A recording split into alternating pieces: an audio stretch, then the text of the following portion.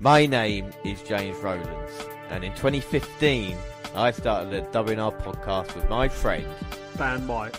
And every month we bring you the latest collections, newest content, 205 Live and the crown jewel of the WNR NXT update. Also each month the latest pay-per-views, and we are live not only for the big four but every takeover as well. Plus, in 2019, we go back 20 years and witness the Attitude Rise and the WCW's demise. Until we've watched everything, we're with you, and we are the WNR.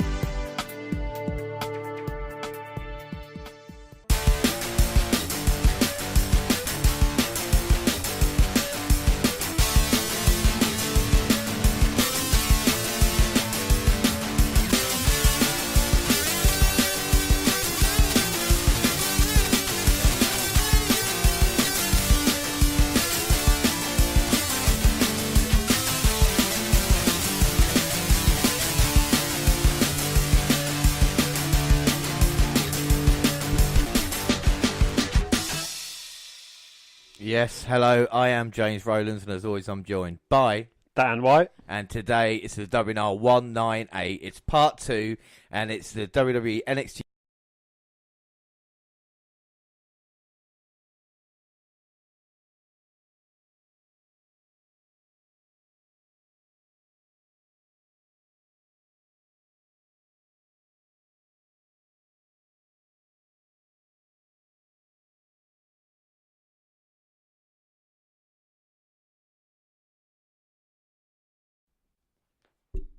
Oh yeah, a bit of problem there with the sounds edit. Oh, it just proves that we're live. I'll be checking on that and making sure we're all right. So let's start with the alternate intro. Land of hope and glory, mother of the free. How shall we extol thee, who are born of Lee? Wilder still and wilder shall our bounds be set. God who made thee mighty, make thee mightier yet. Land of hope and glory, make thee mightier yet. I mean, that is a lot, but that's Land of Hope and Glory, but there we go, that is it. And what is the intro, Dan? Ever since we have started this podcast, the British wrestling scene has flourished. Now, as 2019 begins, there is more UK content than ever. For the first time ever, NXT UK gets its own takeover event. On this episode, we shall bring you all the build-up, including games, shout-outs, the latest episodes of NXT UK, and an in-depth run down the card. So, let's get started. Yeah, so let's get started. We're going to talk about new content, and Dan, do you want to start us off with this? Well, we're still dealing with the loss of Mean Gene, and WWE had a tribute to him on Raw, which I thought was really well done. Yeah, and they also added special collections to celebrate Mean Gene's life, so you can watch that on the network, and here it is right now.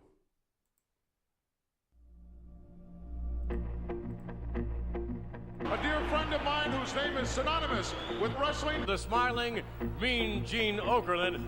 Right now I'm talking to you, I'm looking into your eyes.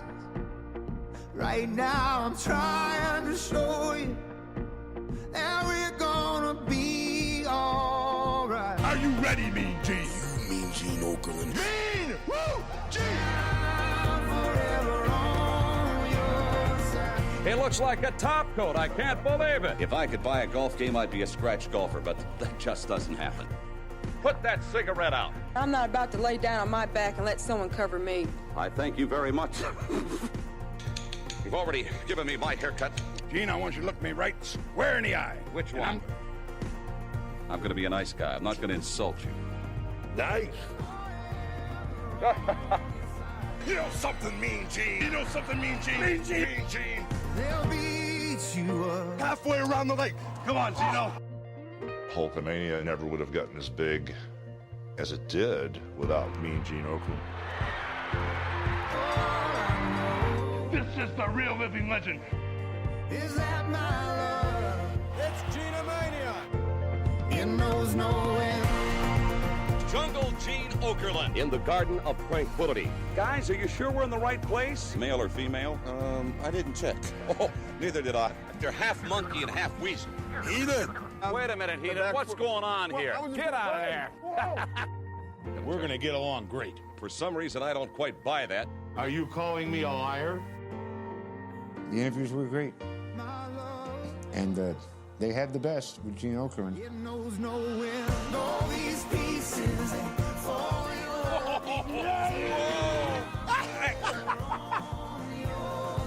We just don't make mistakes. Mr. Baseball Bob, don't worry about it, As you know, the ultimate warrior. We're on the air, are we? Guys in the back room like to play games out here. I'm getting dizzy. I'm forever on your side. Take my hand when you can't see light. 'Cause I'm forever on your side. You have punished me again, Jim. It's not Jim, it's Dean. This is the vault for the family jewels. All right. And nobody talks turkey better than Gene Okerlund. Every time, 'cause I'm forever on your side. I know you are, but what am I? Welcome to a place where memories come to life. He was just the greatest interview guy in the business. Mean Gene, my favorite friend. Great guy.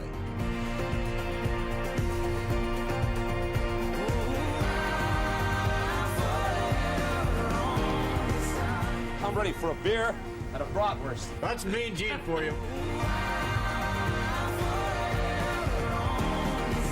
I thought we were off the air.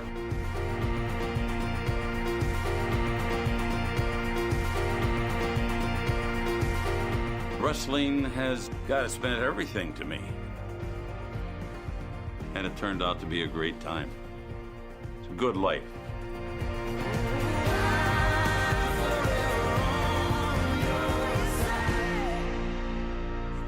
If one day I'm called up to the big house, if I'm called, they'll have a funeral. I want you to bury me face down. And then all of my critics can kiss my ass.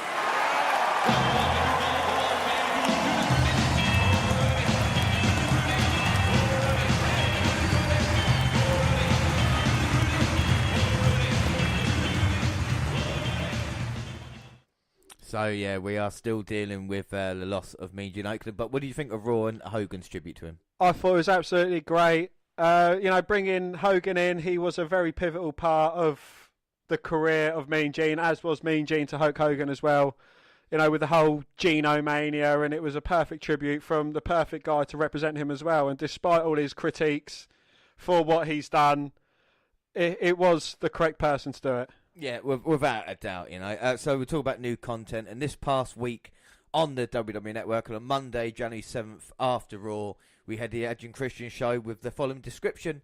Beth Phoenix is out for revenge, the Boogeyman works on his scare tactics, and Tommy Dreamer shares a painful memory from the good old days. And on Wednesday, January the 9th, 2 new episodes of WWE NXT UK, which we're watching on this episode. And Wednesday, January 9th as well, new episodes of 205 Live and NXT respectively, all of which we will catch up on next week. And Thursday, January the 10th at 8 p.m, it will be WWE Collection Spotlight with the following description.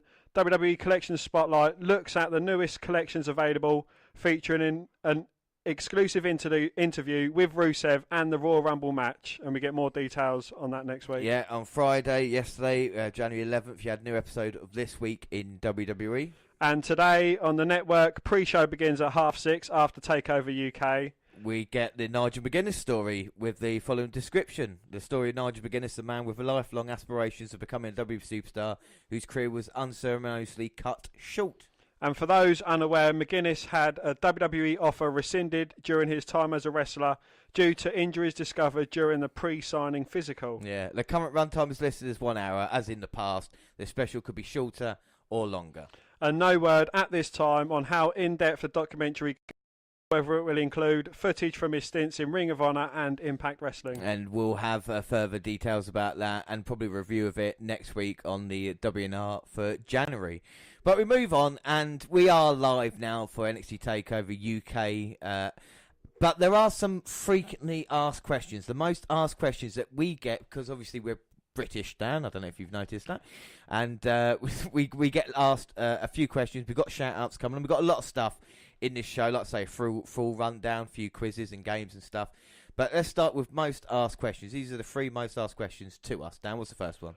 What is the difference between British and American wrestling? Okay. Well, this one's quite a difficult one to answer sometimes because British wrestling has definitely got a style to it, whereas American wrestling, you could argue a fact. Now, most people think American wrestling is WWF and what they got nowadays, or WWE as it was, kind of big, muscly guys not really bringing it, whereas you did have the kind of NWA stuff back in the day where it's more focused on wrestling. Of course, the hardcore style that we know and love from like ECW and stuff like this as well. But now there's kind of a lot of hybrids from the Mexican style, Lucha Libre, Japanese strong style, and that's kind of came over to the American. The British style, would say, is kind of more kind of technical. When you look at people like Tyler Bate or Pete Dunne, and you compare them to people back in the day as well of the kind of world of sport wrestlers, it's kind of more technical to it. I would say America really hasn't got a defined style of wrestling, but the British, you know, has. So that's the big difference. I mean, what would you say the big difference is between the two? Well, I'd say, as you was mentioning, the Americans kind of like a hybrid between every kind of style that they've got going. They try and incorporate every part in it. Whereas you mentioned British is more technical, strong style. It's joint manipulation. It is, you know, counter and counter again. Yeah. And it's more intelligent style wrestling. Yeah, exactly. There's a lot of chain wrestling to it. There's a lot of connections kind of having to way out of it as well. So with America, you couldn't really pinpoint what an American style was, and now it's becoming more like the stuff that we know. Do you know what I mean? Like if you look at NXT UK, how they wrestle, that's more like NXT, and then 205 Live, and then kind of the main roster. But you've got people like Daniel Bryan and AJ Styles who are accustomed to that and kind of know what they're doing. What's the next question, Dan? The next question is, will there be a British WWE champ? And as part of Britain, we don't include Ireland for some reason.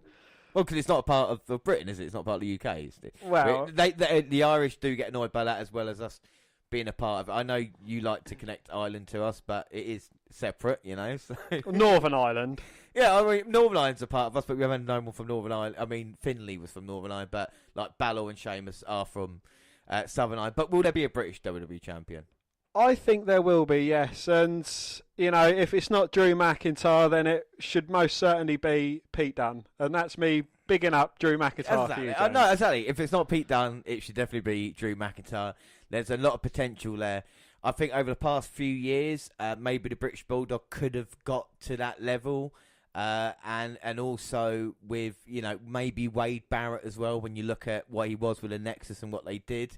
Apart from that, we've not really come close, but I think Drew McIntyre's kind of closest. I am 100% sure that within the next couple of years, we will definitely have a British WWE champion. I think there's no doubt in my mind when it comes to that. Next one, will Mania be held in England? Now, this is a question. Apart from CM Punk, is he returning?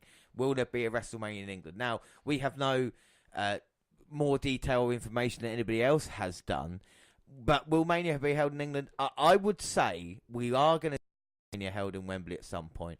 When? I'm not sure. I would like to think in the next 5 to 10 years, Wembley will host a WrestleMania. I might be wrong by that. Or Wembley will definitely have a WrestleMania-sized event. You know, if they're going to Australia to do it, if they're going to Saudi Arabia, I can't see 80,000 people at Wembley. You know, even for a Survivor Series, which I've been saying the past couple of years now, you know, Survivor Series is probably the least of the big four. Have it at Wembley, and then you've got a huge event on your hands there, you know. We have been teased of it in the past. I mean, John Cena uses it to get a pop. But I think now we are closer than ever with the Performance Centre being the first one opened over here that's not in the US. You know, I think that kind of puts us instead. But will having the NXT UK brand over here kind of hamper that? It's, you know, it's a bit of a 50-50 shot. Exactly. It's a weird thing, you know. We're not sure, but we are hopeful. Cena says it will. Whoever the face is in the crowd will always say they want WrestleMania to be held in England because it's a cheap pop. But we did mention a couple of things from that, and like you talked about the Performance Centre in the UK, and we got a little bit of news about that right now. Well, earlier yesterday, WWE announced the launch of a Performance Centre in the United Kingdom. The announcement was made by Trent Seven on ITV's Good Morning Britain. He was joined by British Strong Style stablemates Pete Dunne and Tyler Bate for an interview segment on the show ahead of tonight's NXT UK Takeover Blackpool event. A press conference live stream took place a short while ago where the likes of Triple H, Charlotte Flair, Finn Balor and Pete Dunne all spoke. Here's what we know so far about the UK Performance Centre. Well, Triple H said it's the next level to the commitment of global localisation, and it's the first of many performance centres to be opened outside the USA. He also went on to say in-ring training, strength and conditioning, media training, interview skills training, access to a nutritionist, wellness training, financial training and language skills training, all on offer inside the UK Performance Centre with the aim of creating the most well-rounded, polished WWE superstars and professionals for the future. Also, 30 athletes or more will be training in the UK Performance Centre. They will mainly consist of the base of the UK brand who will be honing their skills to improve the product. Health and wellness of athletes is the most important thing we do. Medical and rehab facilities are on site to make the athletes as injury-proof as possible, and if an injury does happen, get them back on the field as soon as possible. Well, the UK Performance Centre is a soundstage for 24/7 content creation. You can have the best athletes, but if you can't show them off, it's useless. 80% of today's main roster came out of the US Performance Centre. There are 80 to 100 performers in the US Performance Centre right now. Well, WWE going all over the world and finding the greatest athletes and performers in all markets. Recently have been in China, Dubai, the Middle East, Germany, Chile, and soon they're heading to India. And Charlotte went on to say how she's NXT homegrown and how she had no prior wrestling experience before going to the US Performance Centre, and how she was a part of the first class 5.5 years ago. Well, embrace everything, she said. Have questions for the trainers. W sets a global standard for talent and training development, and now the world-class standard is right here in the UK.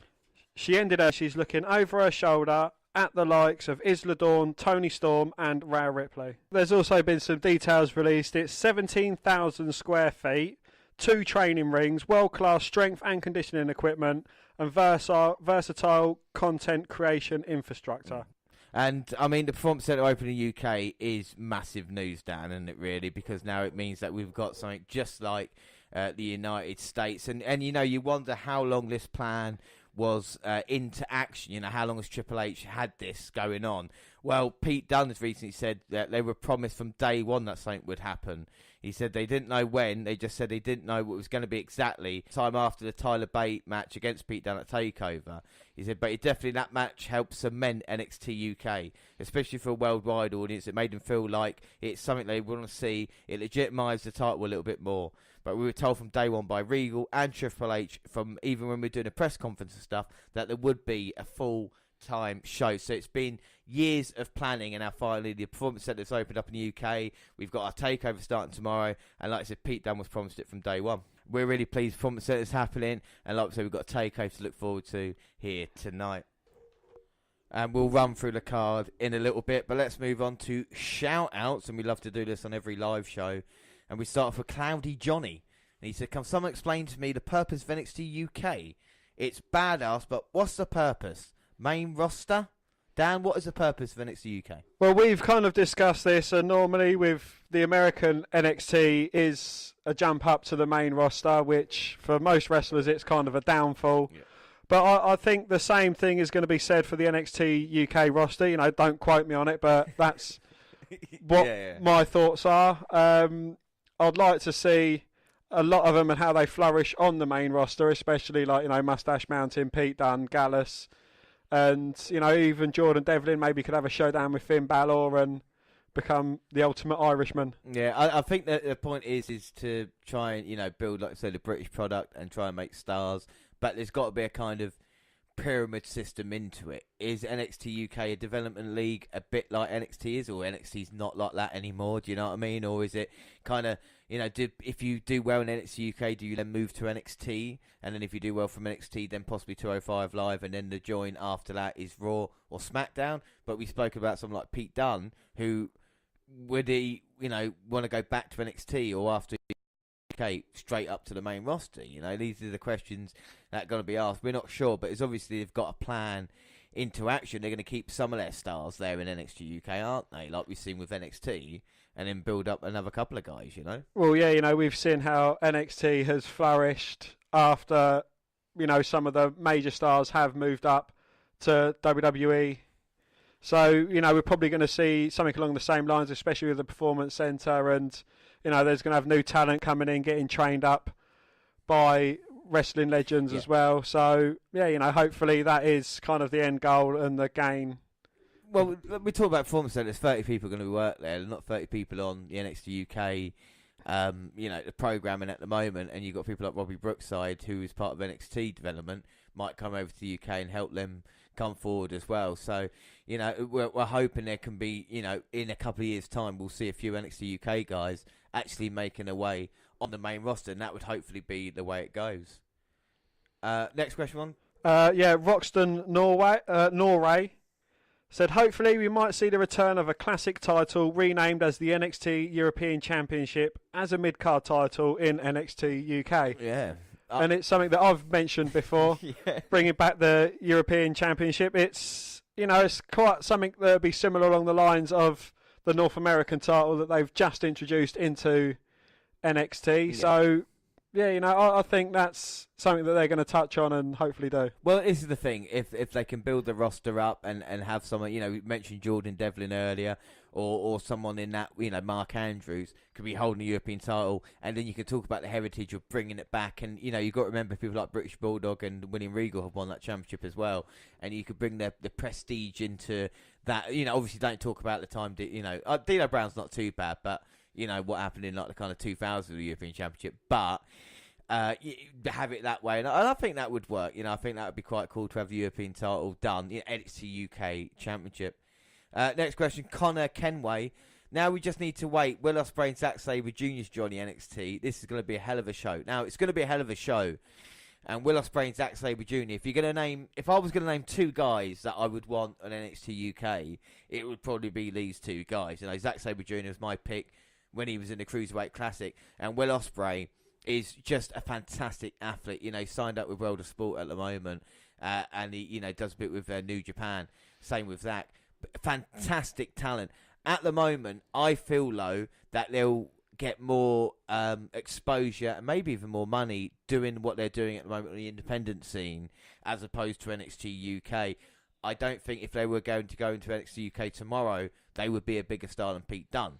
I think it would be great matches, but I don't think they're the kind of star level. I don't know what you think about that. Well, with, especially Will Ospreay, if he was to go to NXT and have a feud with Ricochet, that would blow the roof off of any building for them to attend, because we've seen an amazing match between the two of them in the independents, and, but both guys definitely great workers and would definitely be a big asset in NXT UK. Yeah. I mean, just imagine Zack Sabre Jr. on the main roster going against someone like Daniel Bryan, and kind of how technical that would be as well. It would be exciting to see.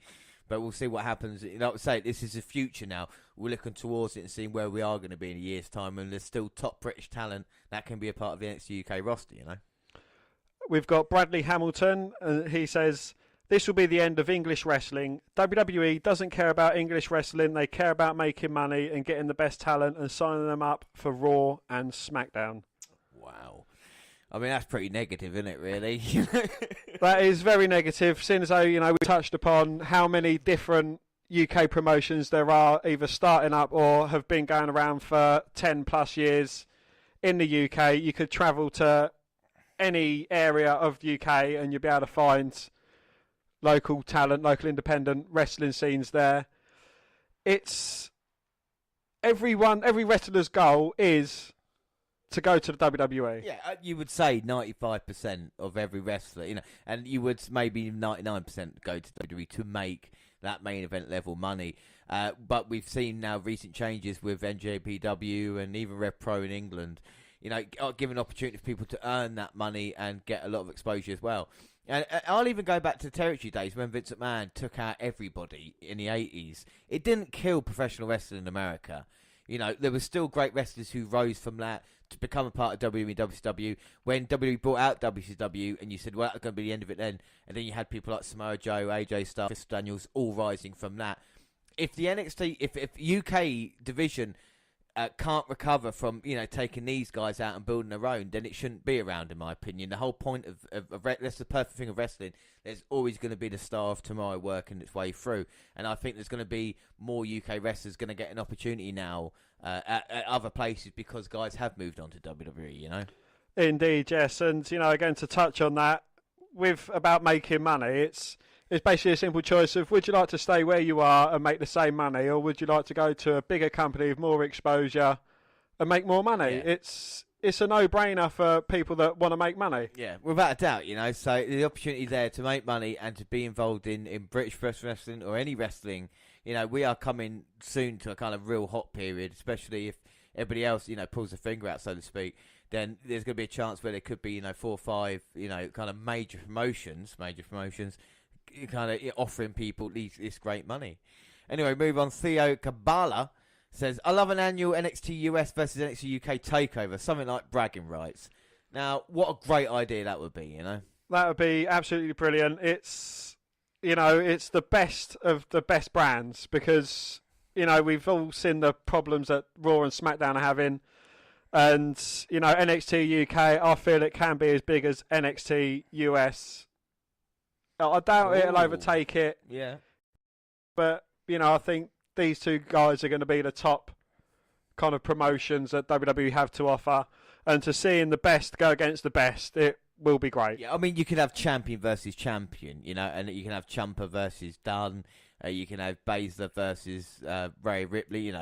This is the way it's set out at the moment. Mustache Mountain going against Undisputed Era again. I think that would be a great idea and something that they definitely could do, and at an event they could hold in England. Come over here and an arena like the O2. Imagine that, and you sell it out quite easily, and you can have US coming over here against the UK. It's kind of written for that, do you know what I mean? In a weird way. It is indeed, yes. You can have it like the Ashes, the winner gets to hold it over there. It's brilliant. And then, they get the bragging rights for the year until next year.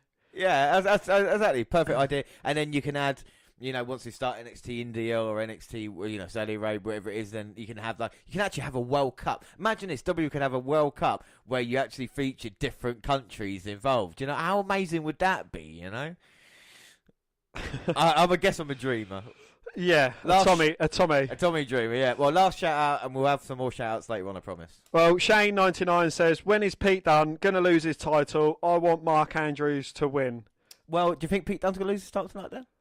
Well, we'll have to wait and see when I open the predictions and announce that to you. But I don't think Pete Dunne should lose his title until NXT UK is a bit more established because, whether you like him or not, and, everyone else has got their favourite wrestlers, but Pete Dunne is kind of like the face of NXT UK so far, the miserable face of NXT UK. Without a doubt, he's the guy who is leading the charge, and like I said, until you've built something out, don't get me wrong, we're going to talk about the match later. They built Joe Coffey up fucking brilliantly for months, but I feel with Pete Dunne, you need someone there. For me at the moment, like with Oscar's streak or Ian Young take at WrestleMania, you need a guy who can kind of take that pressure after beating Pete Dunne and try and carry that championship as well. Do you know? Because Pete Dunne has done a fantastic job of making the UK brand what it is nowadays. But, people like Mark Andrews will have definitely an opportunity down the line. They're too talented not to, and I think that's definitely what's going to happen. All right, so we move on for a bit of games then, and we do love playing games, and we always do it on a live show. We have one game now, and we're going to dot a couple of games around. We're going to play a bit of Dead or Alive, Dan, so this is down to you. Now, basically, this game is quite simple. I have picked 2 wrestlers.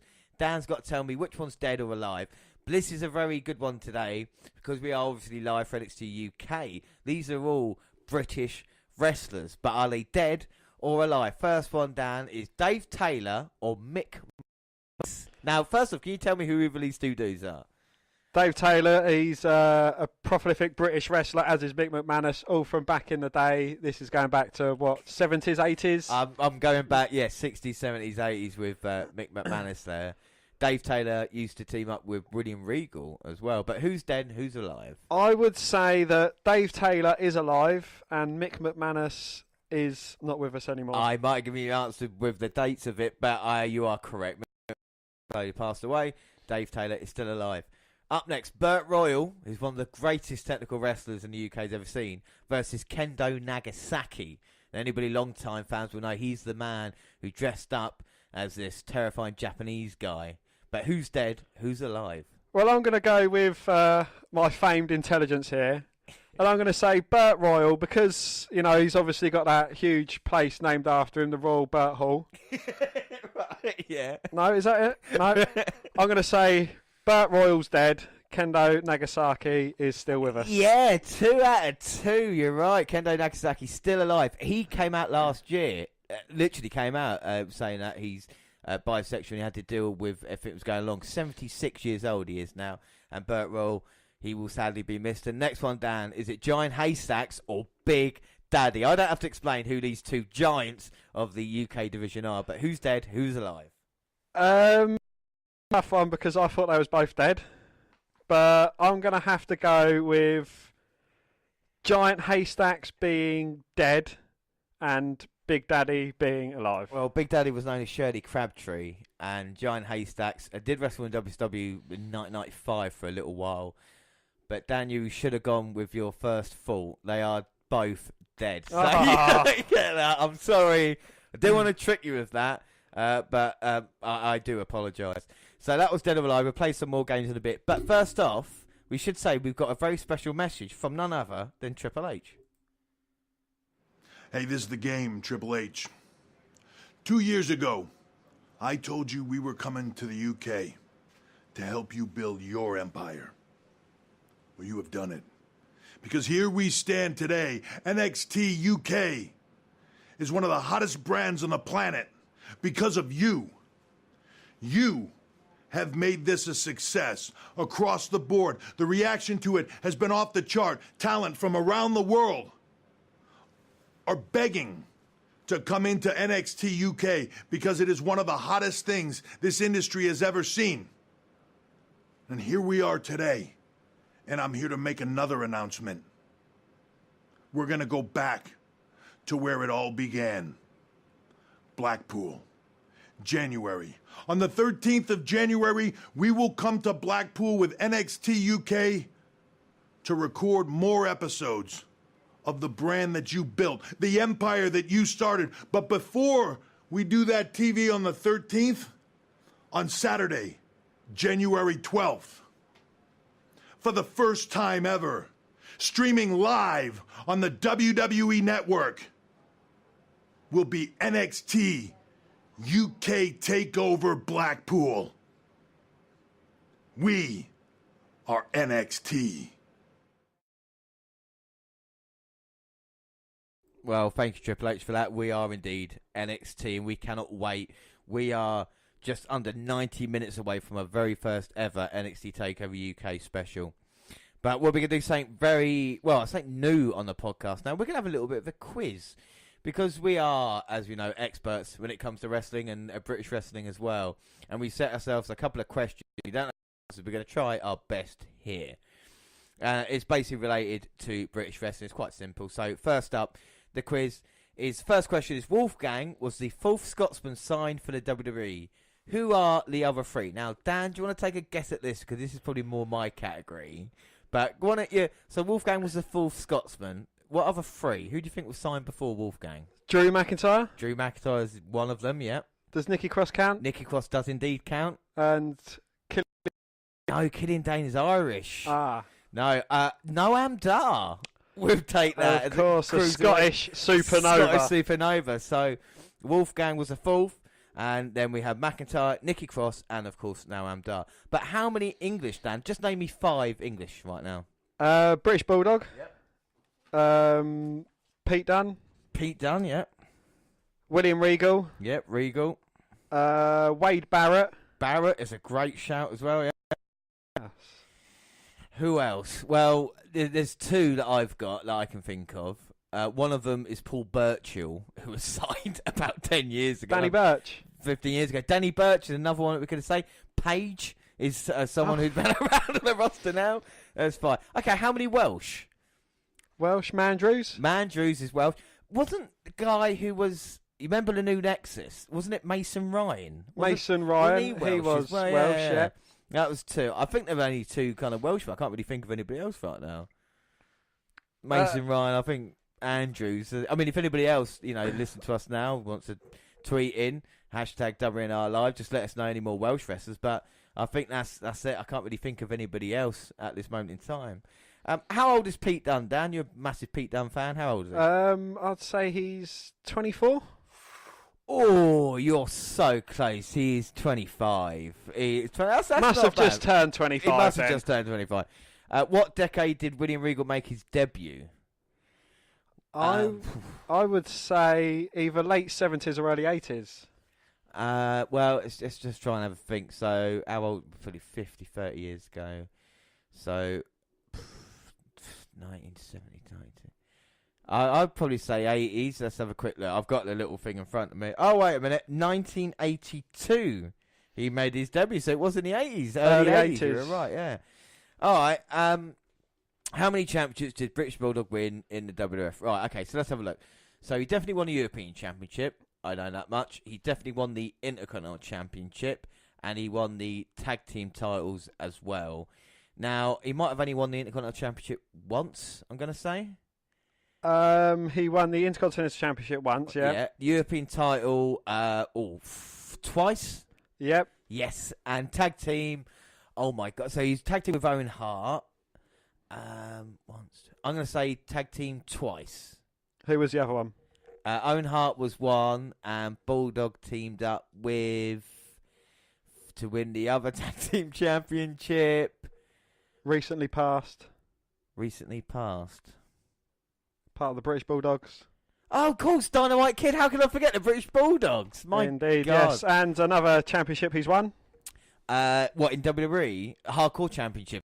Yes, you're right. He won that twice. Yes, indeed. He also won Battle Royal at the Albert Hall. Yep. He won the WWF European Championship Tournament in 97 and the World Tag Team Championship Tournament in 97, which I suppose goes with his Tag Team and European Championship reigns. Well, he did quite well then, I suppose, in 1997. And, of course, he finished second in the 1995 Royal Rumble. And, of course, Shawn Michaels won it. Okay, Dad, difficult question for you. The last one on our quiz. Who was the last Brit to win a singles championship on the main roster? I'm not counting Pete Dunne or Tyler Bate, NXT UK champion. I'm talking about the main roster. Who was the last person? Now, where are we now? We're in 2019. Who have we had British on the main roster recently? A singles title, because obviously we've had Drew McIntyre winning the tag team title. Last year. Yes, we did. We're not going to count NXT because McIntyre obviously NXT champion as well. So we're looking for main roster.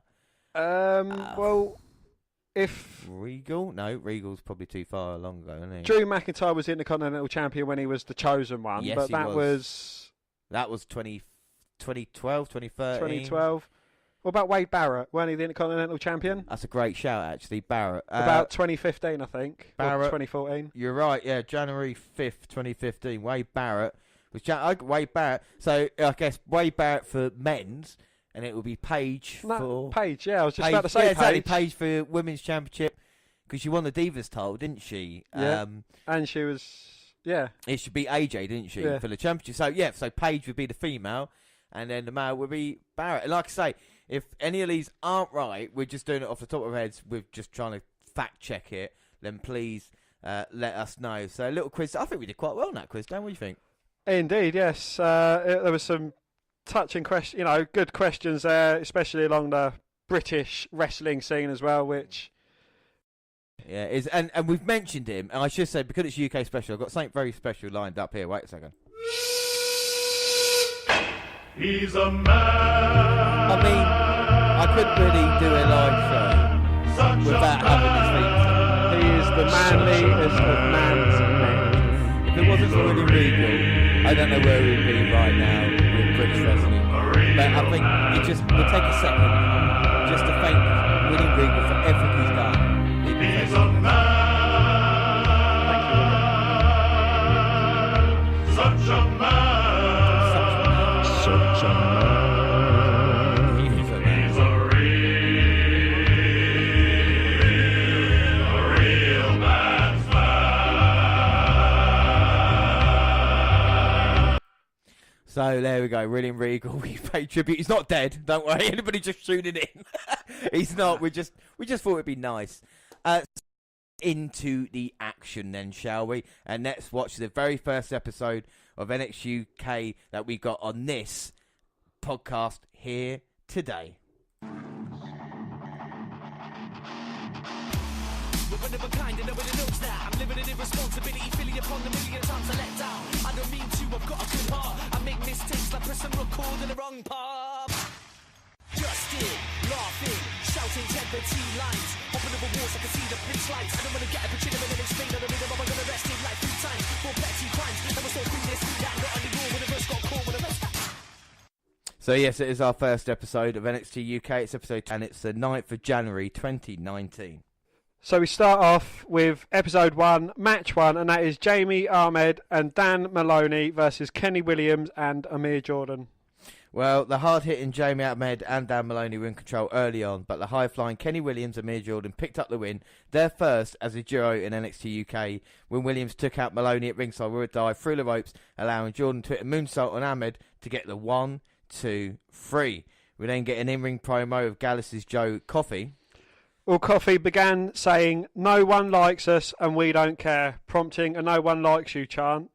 He added that Pete Dunne will get what's coming to him during an upcoming match between Gallus and Mustache Mountain, and he'll be lucky to even make it to Takeover Blackpool.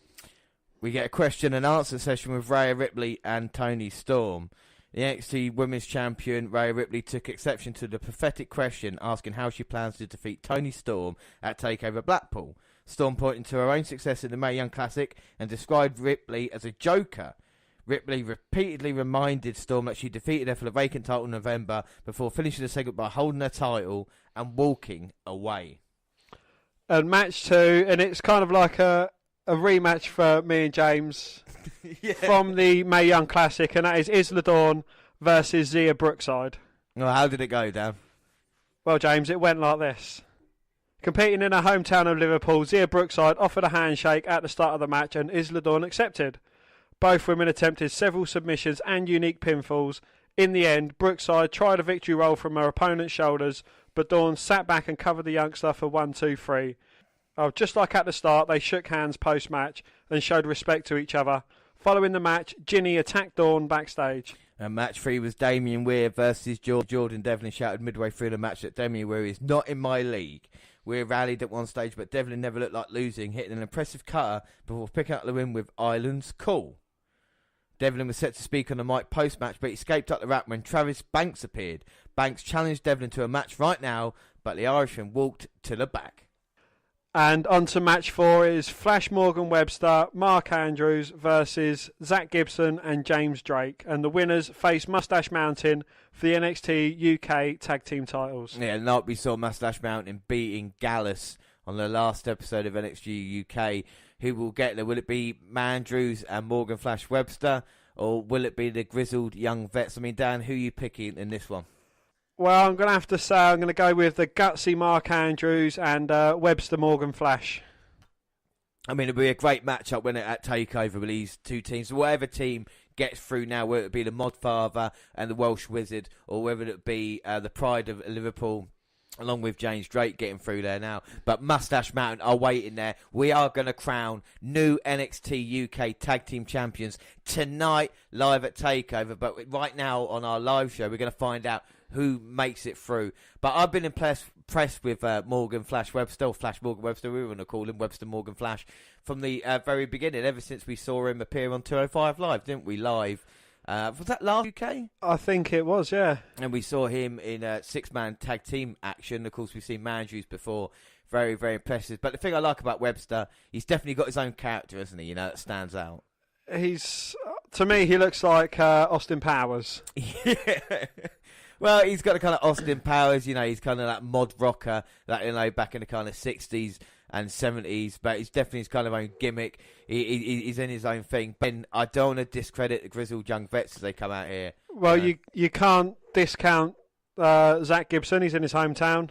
Yeah, and not only that, we know how great Gibson was and how dangerous he looked in the UK tournament, the second UK tournament, when he actually won it all, got to the, beat Travis Banks in the final, and probably the man who's taken Pete Dunne the closest, I would say, in over 600 days of Pete Dunne being a UK champion. I think Zach Gibson's the guy to his absolute limit. And don't forget, we'll give you a full rundown of the card later as well. Of course, we know it's going to be Pete Dunne defending against Joe Coffey, but one of these teams will be getting a tag team division. And again, the Grizzled Young Vets, I like the way they look. They look like a proper team. We've seen they're two-time Progress champions, so they're definitely a tag team that has been around a lot going against the face team. And it's just exciting that we're going to get it right now. And we're going to start off with James Drake and Mark Andrews in. And Andrews gets distracted by Gibson, and straight away, Drake attacking him from behind, then going after the Modfather. And maybe this is the Grizzled Young Vets' plan, is to put him away early. Well, you want to cut Mark Andrews off before he gets started, because once, he's on a roll, there's not a lot you can do to stop him. And there's the speed as well of this team, but Gibson got Andrews up on his shoulders. Doomsday Device looking to end this one. 1, 2... Oh, but Mandrew's managing to kick out. And just like that, it was nearly done. Great planning there by James Drake, nearly getting the victory. And Andrews and Modfather, like I said, need to build up, so quick. But if you stop that to begin with, and this is perfect tag team wrestling at the moment, now it's Zach Gibson with Andrews on the outside. Well, quick tags in and out, just working over Andrews. Gibson had him in the backbreaker. And then came down James Drake, gets thrown back in the ring. Gibson with a cover, but Andrews out at 2. 2. And do you think it's going to have an effect then with being in the pool? Do you think that's going to help him in this one? 2 in some respects, yeah. But again, if they want to give him heat, then I suppose to lose in his hometown is probably the best way to do it, if you know what I mean. Well, yeah, I think what I liked about what they did last week on NXT as well was having Zach Gibson walking through Liverpool, because we know how much he loves it and saying, Liverpool needs him, he doesn't need Liverpool, kind of turning the crowd against him a little bit, even though I'm sure Gibson's got a few fans here. He's not the kind of most likeable of guys, as opposed to Andrews and Morgan Flash Webster, as Andrews now has just been held down in submission. He's in serious trouble. Well, if he gets them Shankly gates locked in early, then it's definitely going to be all over for Mandrews. Yeah, I truly believe that the Shankly gate is not the most dangerous submission hold in the UK. But I think if you look at WWE roster, there's very few submissions you can get in where it's almost job done. And I think the Shankly gates is up there with what we have. And I think that just shows what a great talent Gibson is and what a great talent NXT UK have got. As James Drake now is in control of Andrews, and like I said, they've just completely smothered him. He's not been able to make a tag. He's not fresh at all. He's just showing his heart and determination. But, you look at Webster, he's got his left shoulder taped up. I mean, that's going to cause him jip along the line anyway. So if he does get a tag in, they're just going to target the injured arm.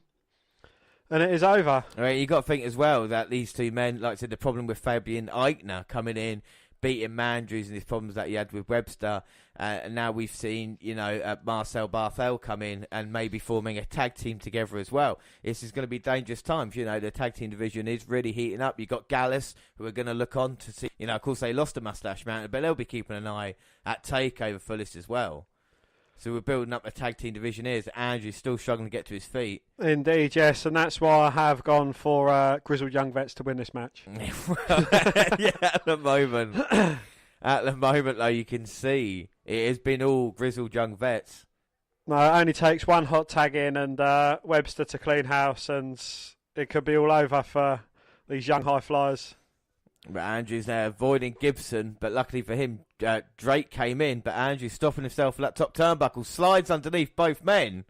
But cut off short before he could get a tag to Webster. Drake grabs the leg, gets kicked into Gibson. Finally gets the tag in, both men going for a double clothesline, but Webster with a springboard moonsault takes them both out. And he's on fire, baby, holding that injured arm like you said, but drop kicking James Drake. Not once, but twice. Follows it up with a third one. Well, 3 times the charm here.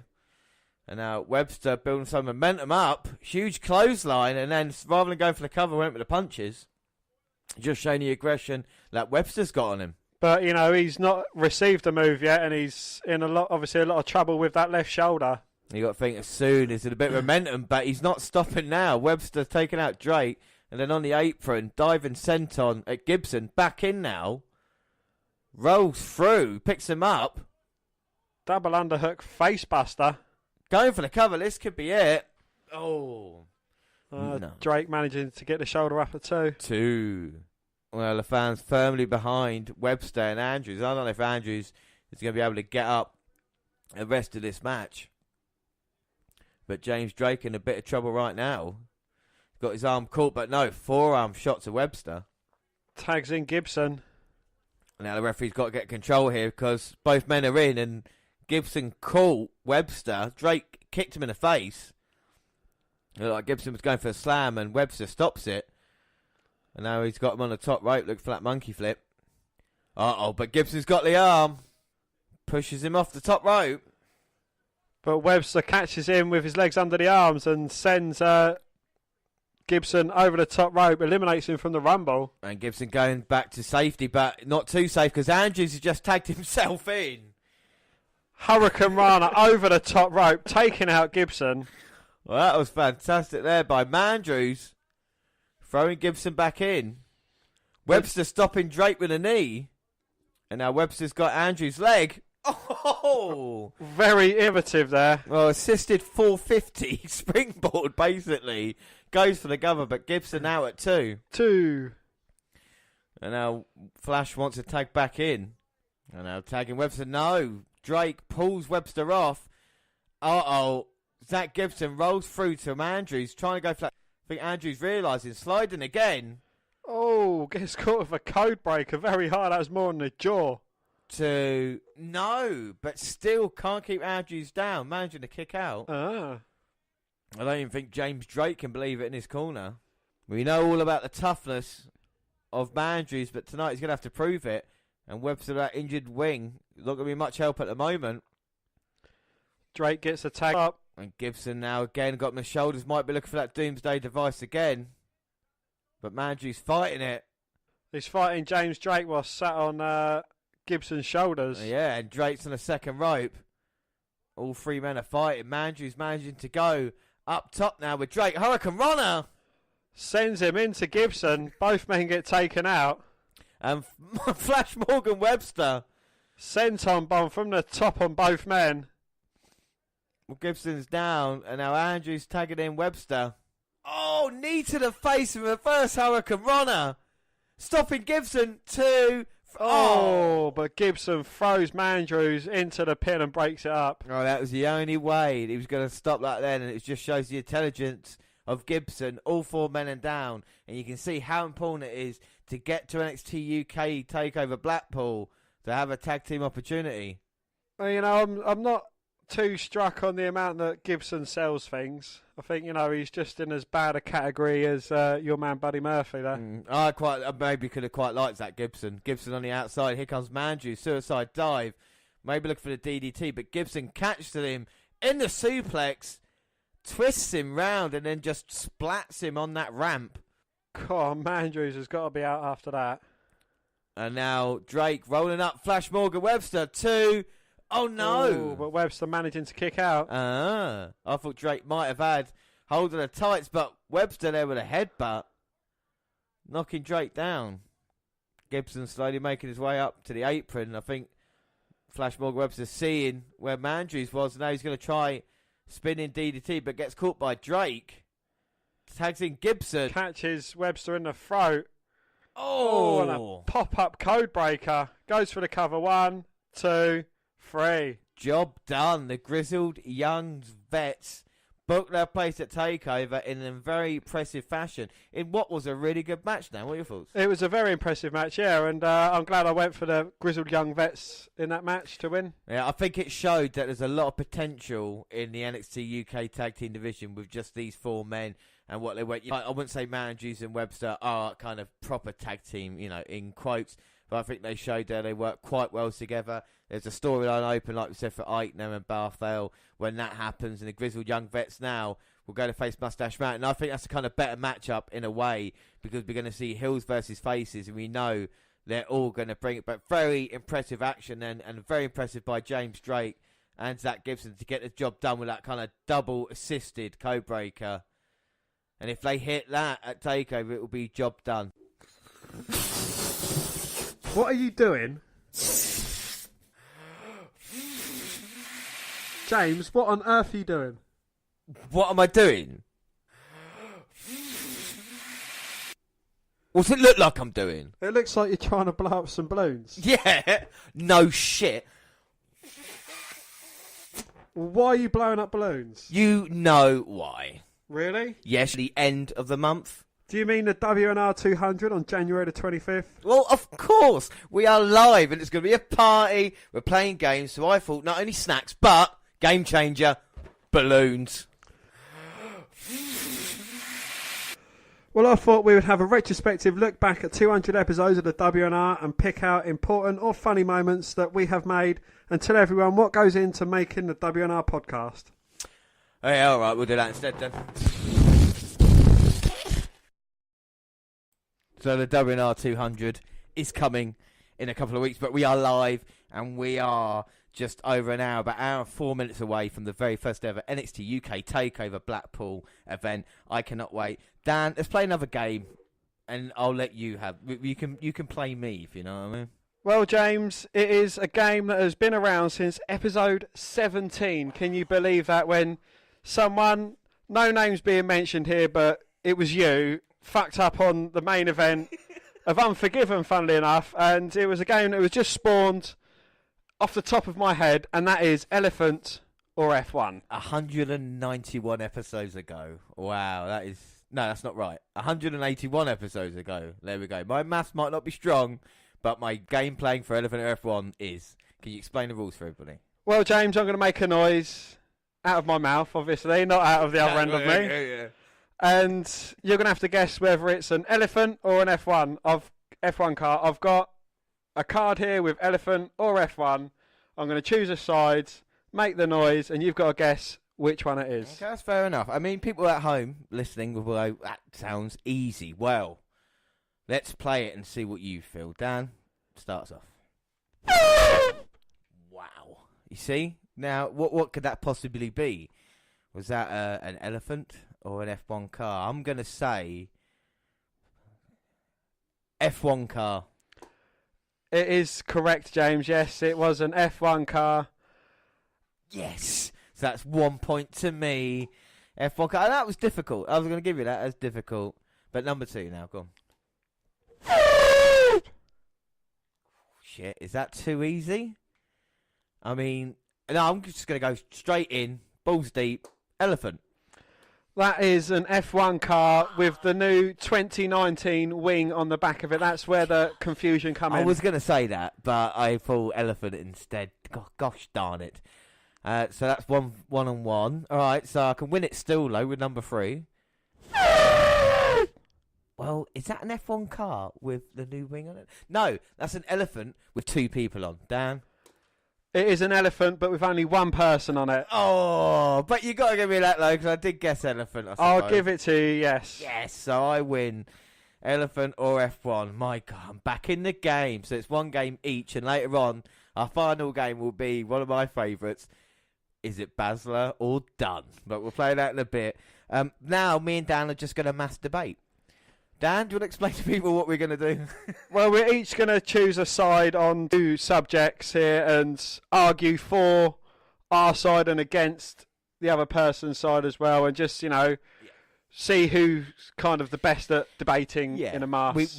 We did this last live show, didn't we? And it worked quite well. Me and Dan masturbating. Everybody enjoyed it live, and that's what we're going to do now anyway. We, like I said, three subjects. First subject, are WWE killing UK promotions? Dan, what is your answer and why? They are. Ooh.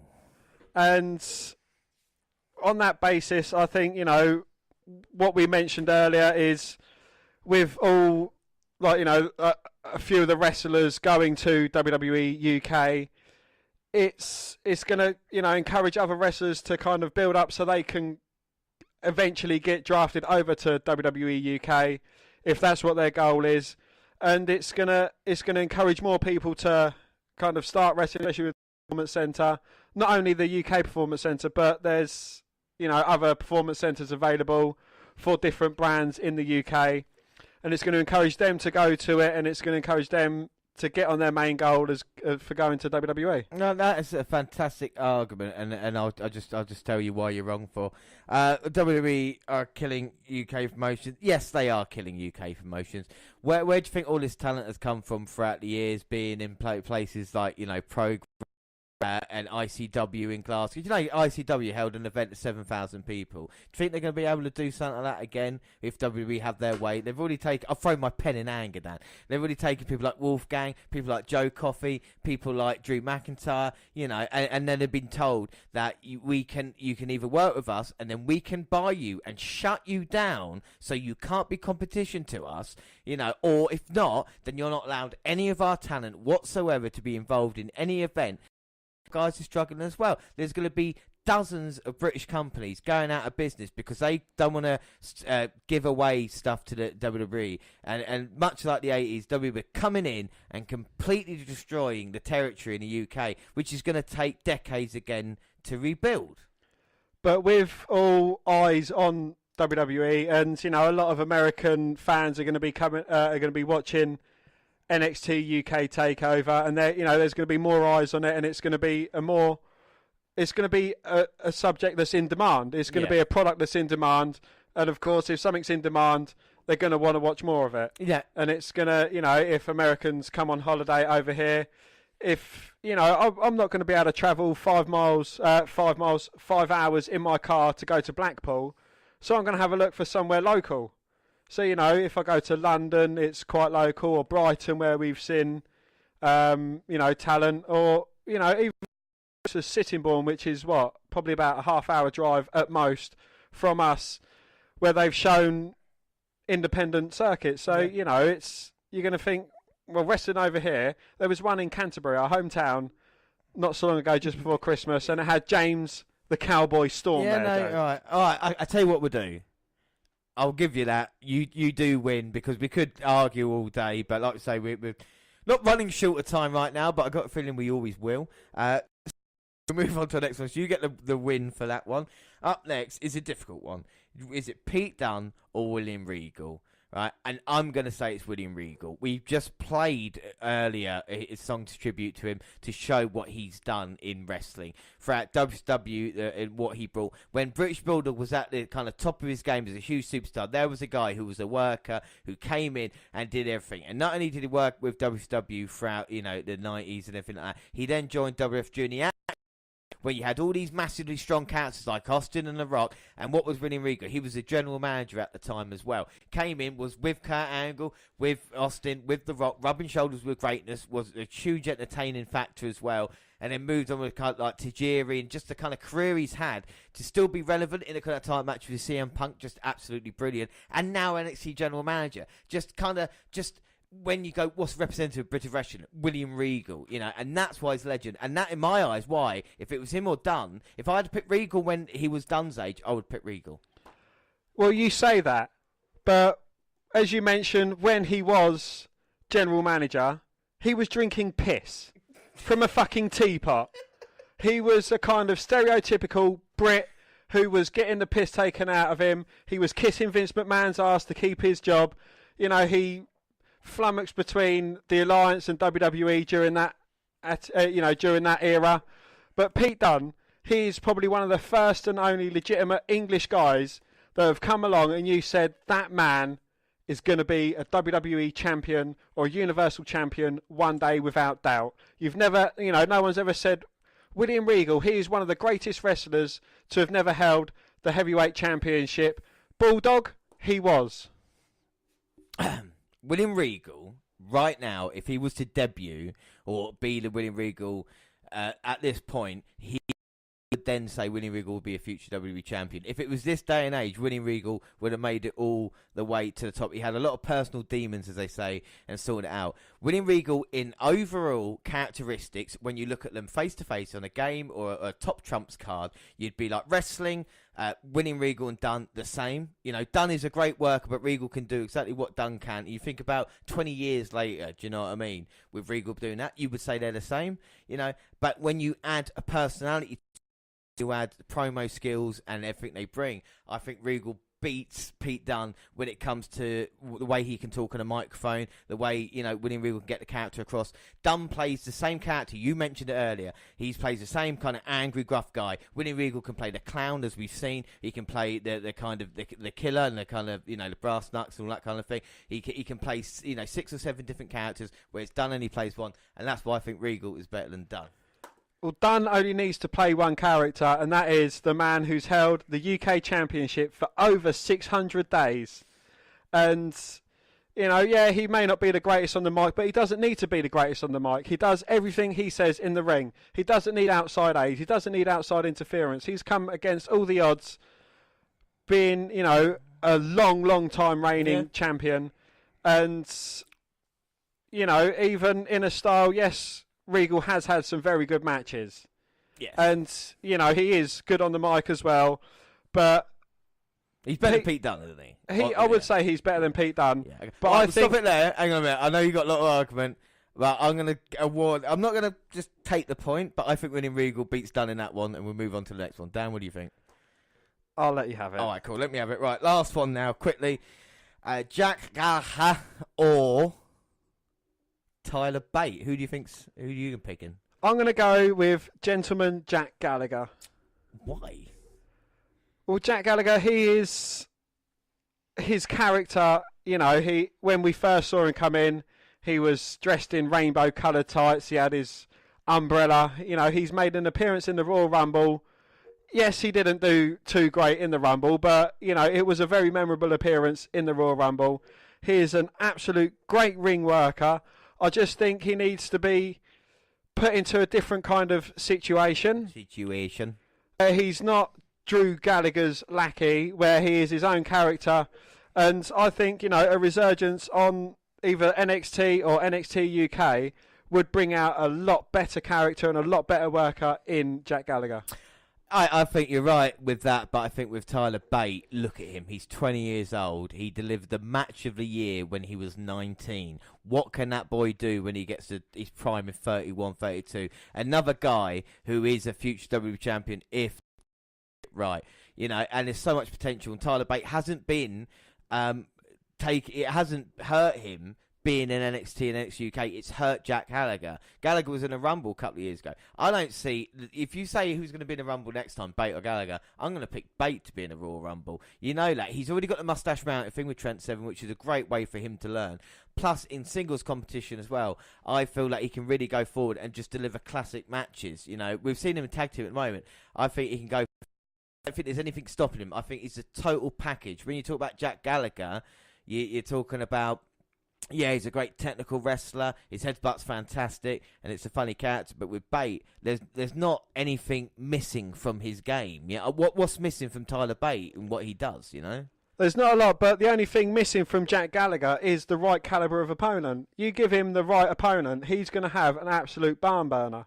But I think if you were going to put Brock Lesnar, I think Gallagher loses in seconds, whereas Bate puts forward an effort. He loses in minutes. No, I think yes, he loses, but I think you'll see more of. I think if you're going to put him up against kind of the main event level guys, I think Bates got more potential to work down the line. I don't think Jack will ever get to the main event. I'm just talking. If we were going to pick one in the draft, who would we pick to kind of go forward? I think for me, Bate would go more forward than Gallagher. Right, final thoughts on that. Well, you know, pound for pound, I think Jack Gallagher, if he was slightly bigger, then he'd, you know, overtake Tyler Bate, but.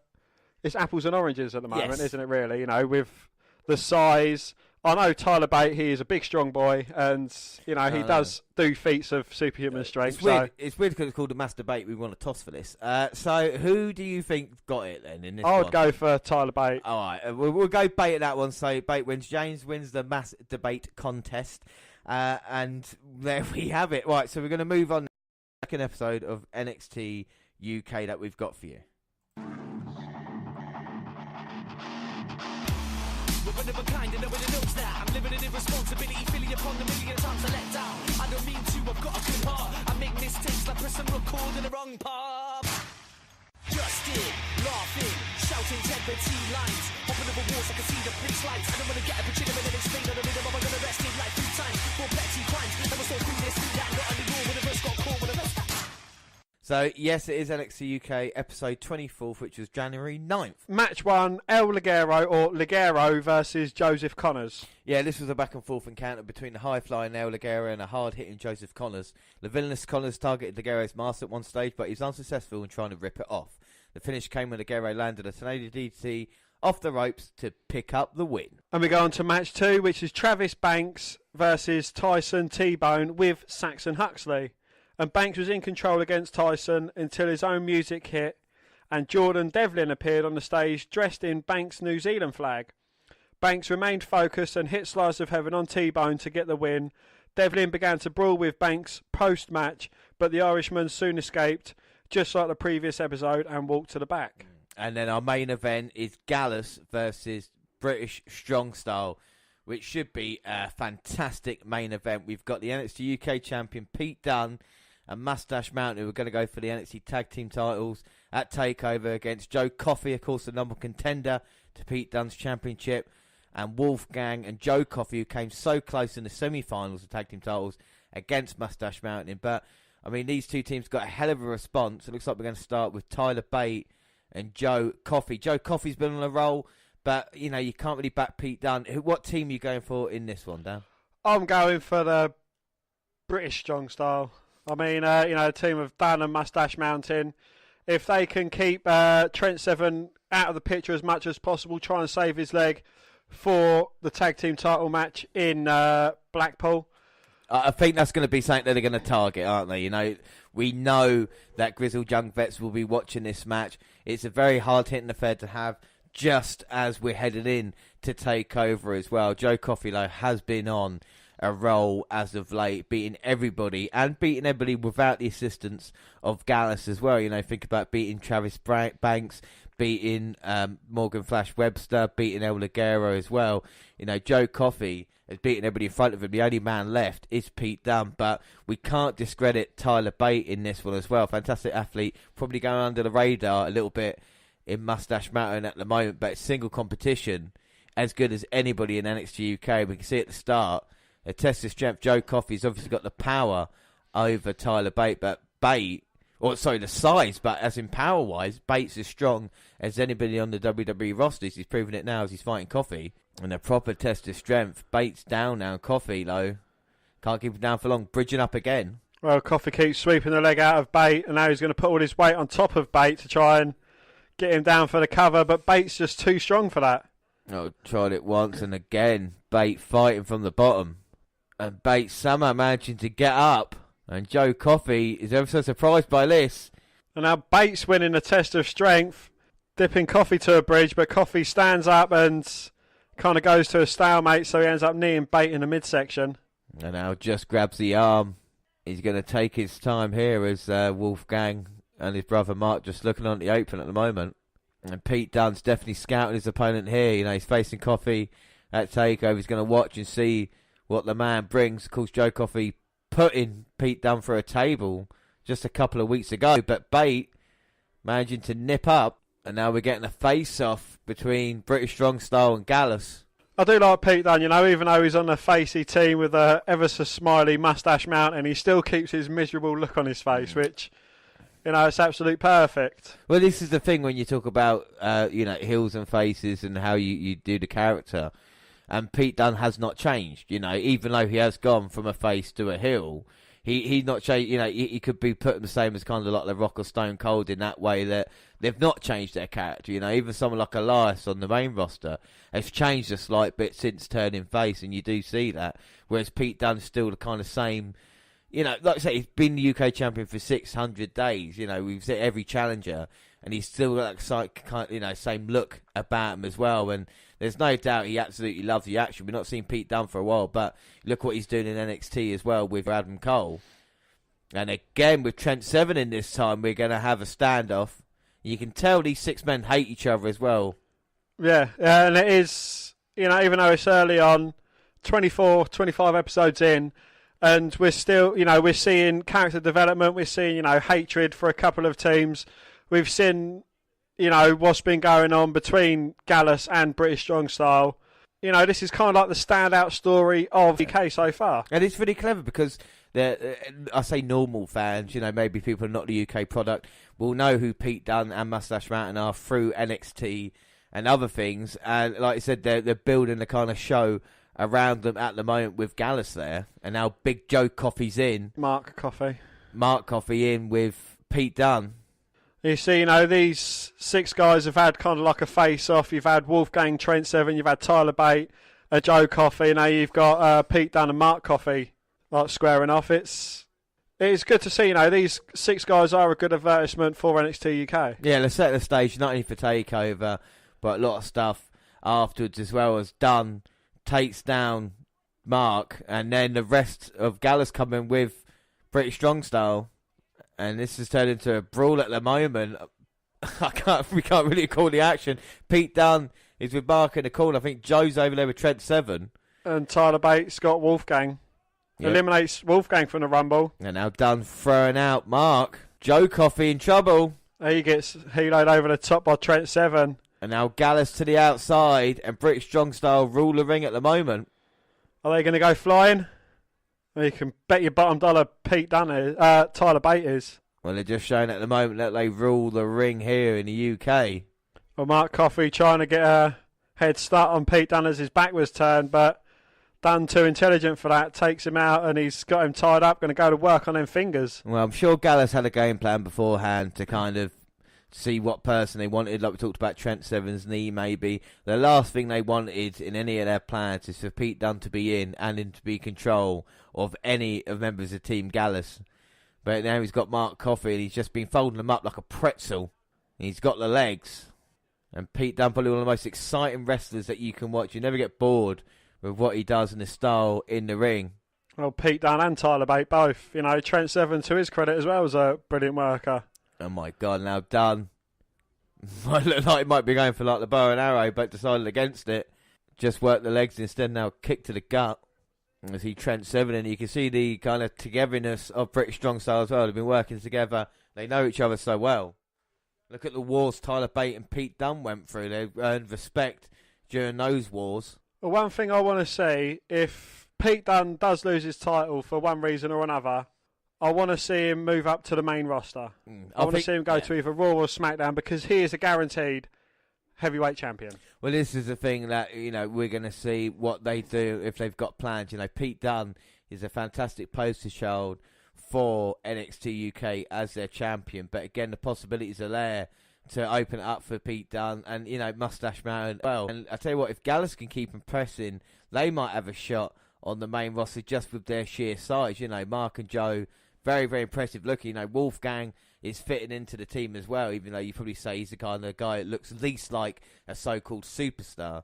But that's another thing about NXT UK as well, giving people a chance who maybe wouldn't be on the main roster to show what they can do. People like we saw last week with Flash Morgan Webster and Mark Andrews. I think 2 guys most definitely got something to bring. And I think that's what's exciting about UK talent at this time as well. Right, is indeed. But again, I don't want to see him flourish in the NXT UK division and not go from there. Yeah. Because you look at these 3 guys, the amount of matches they could have on the main roster, you got Sanity, you've got a possible Wyatt family reunion, seeing them going against, even 5 years down the line, another Shield reunion. Well, this is the thing, isn't it? The possibilities are there. We're getting, teams in NXT, and I'm sure we're going to see more stables built and more stables destroyed as well. When we look in a year's time, where will Gallus and British Strong Style be? There's still a chance they could be dominating NXT UK. And at the moment, it looks like Gallus has taken over control of this match. Tyler Bate was in with Wolfgang, and Wolfgang a couple of quick tags. And now it's Joe Coffey, who kinds to be the guy. We talk about a leader of a group.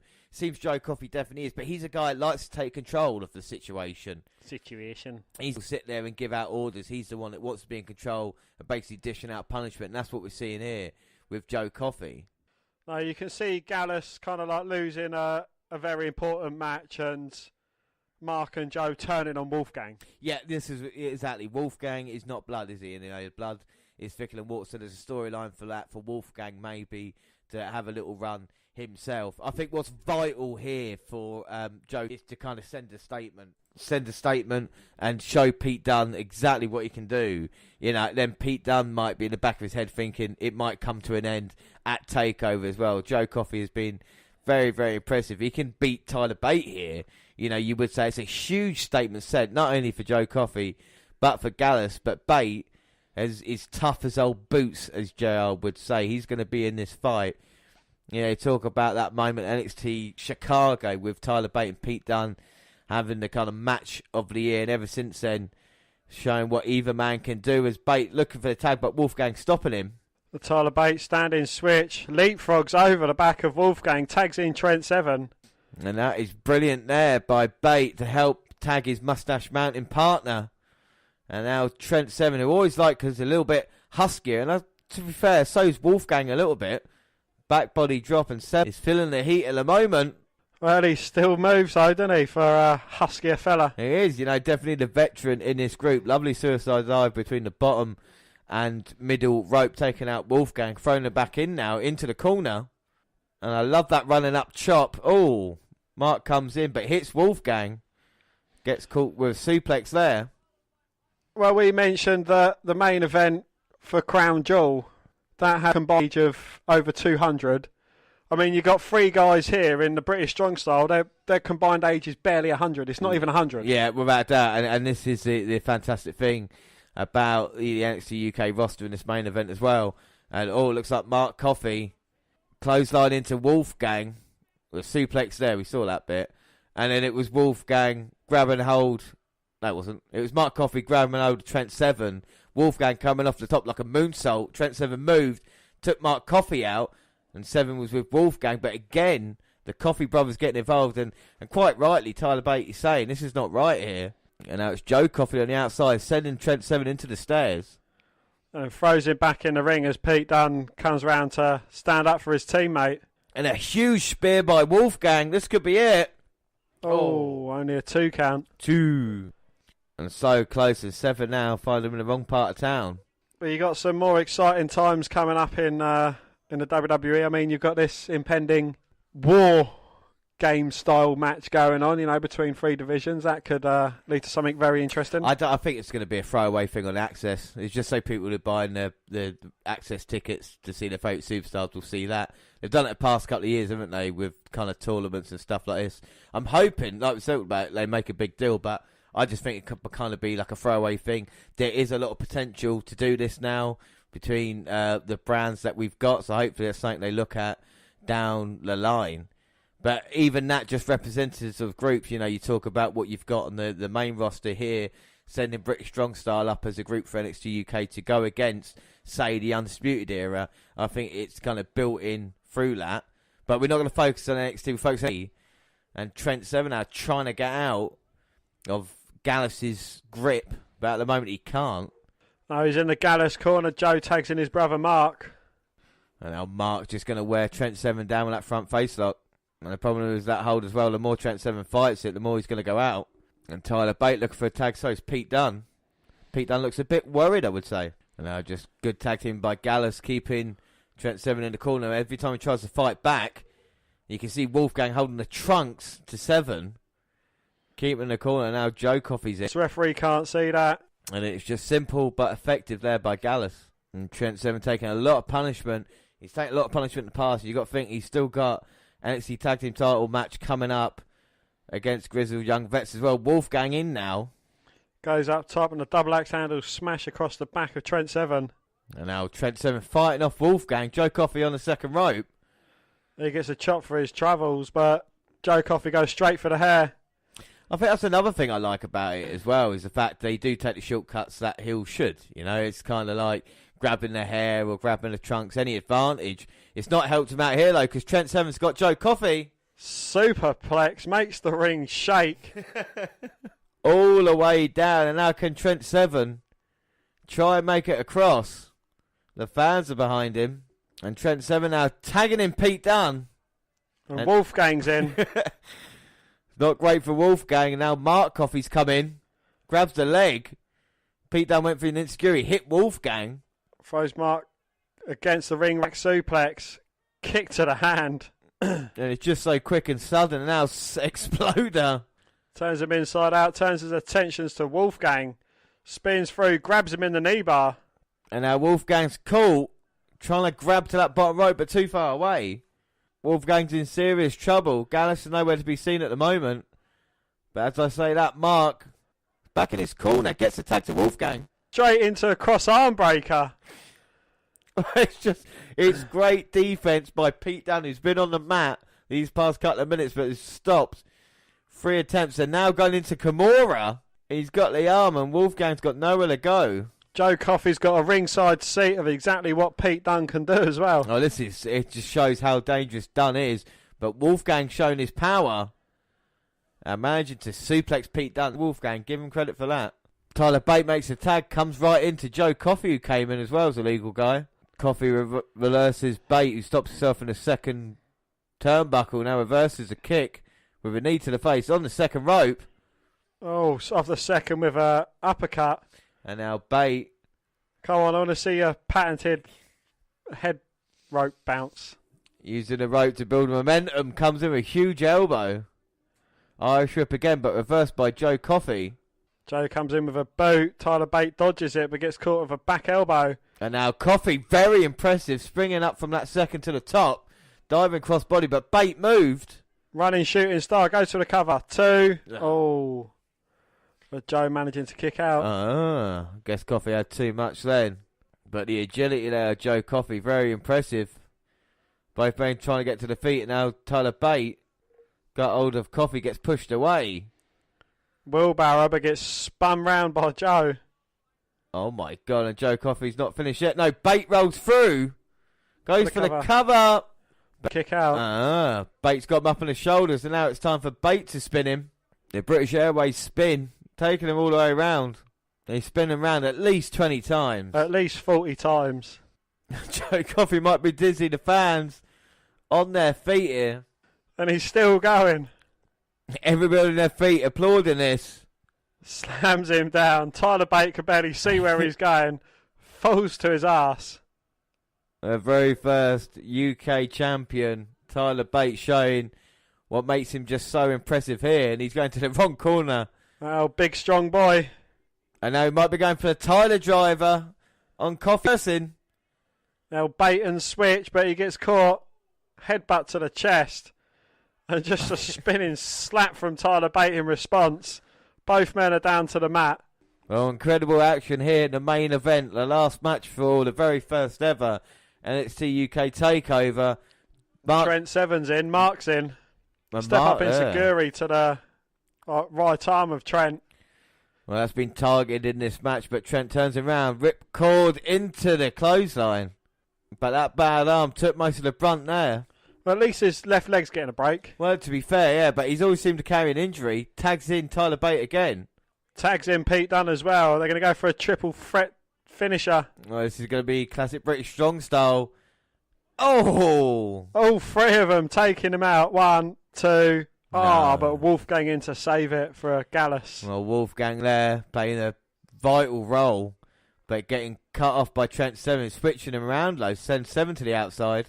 Bate and switch rocks Wolfgang. And Wolfgang going out, and here comes Tyler Bate to follow him. Oh! Suicide dive. Saved very well there by Wolfgang. I mean, Bate could have gone head first into that walkway. We saw what happened to Andrews last week with the Impact. I mean, like I said, Bate's a very important part of NXT UK.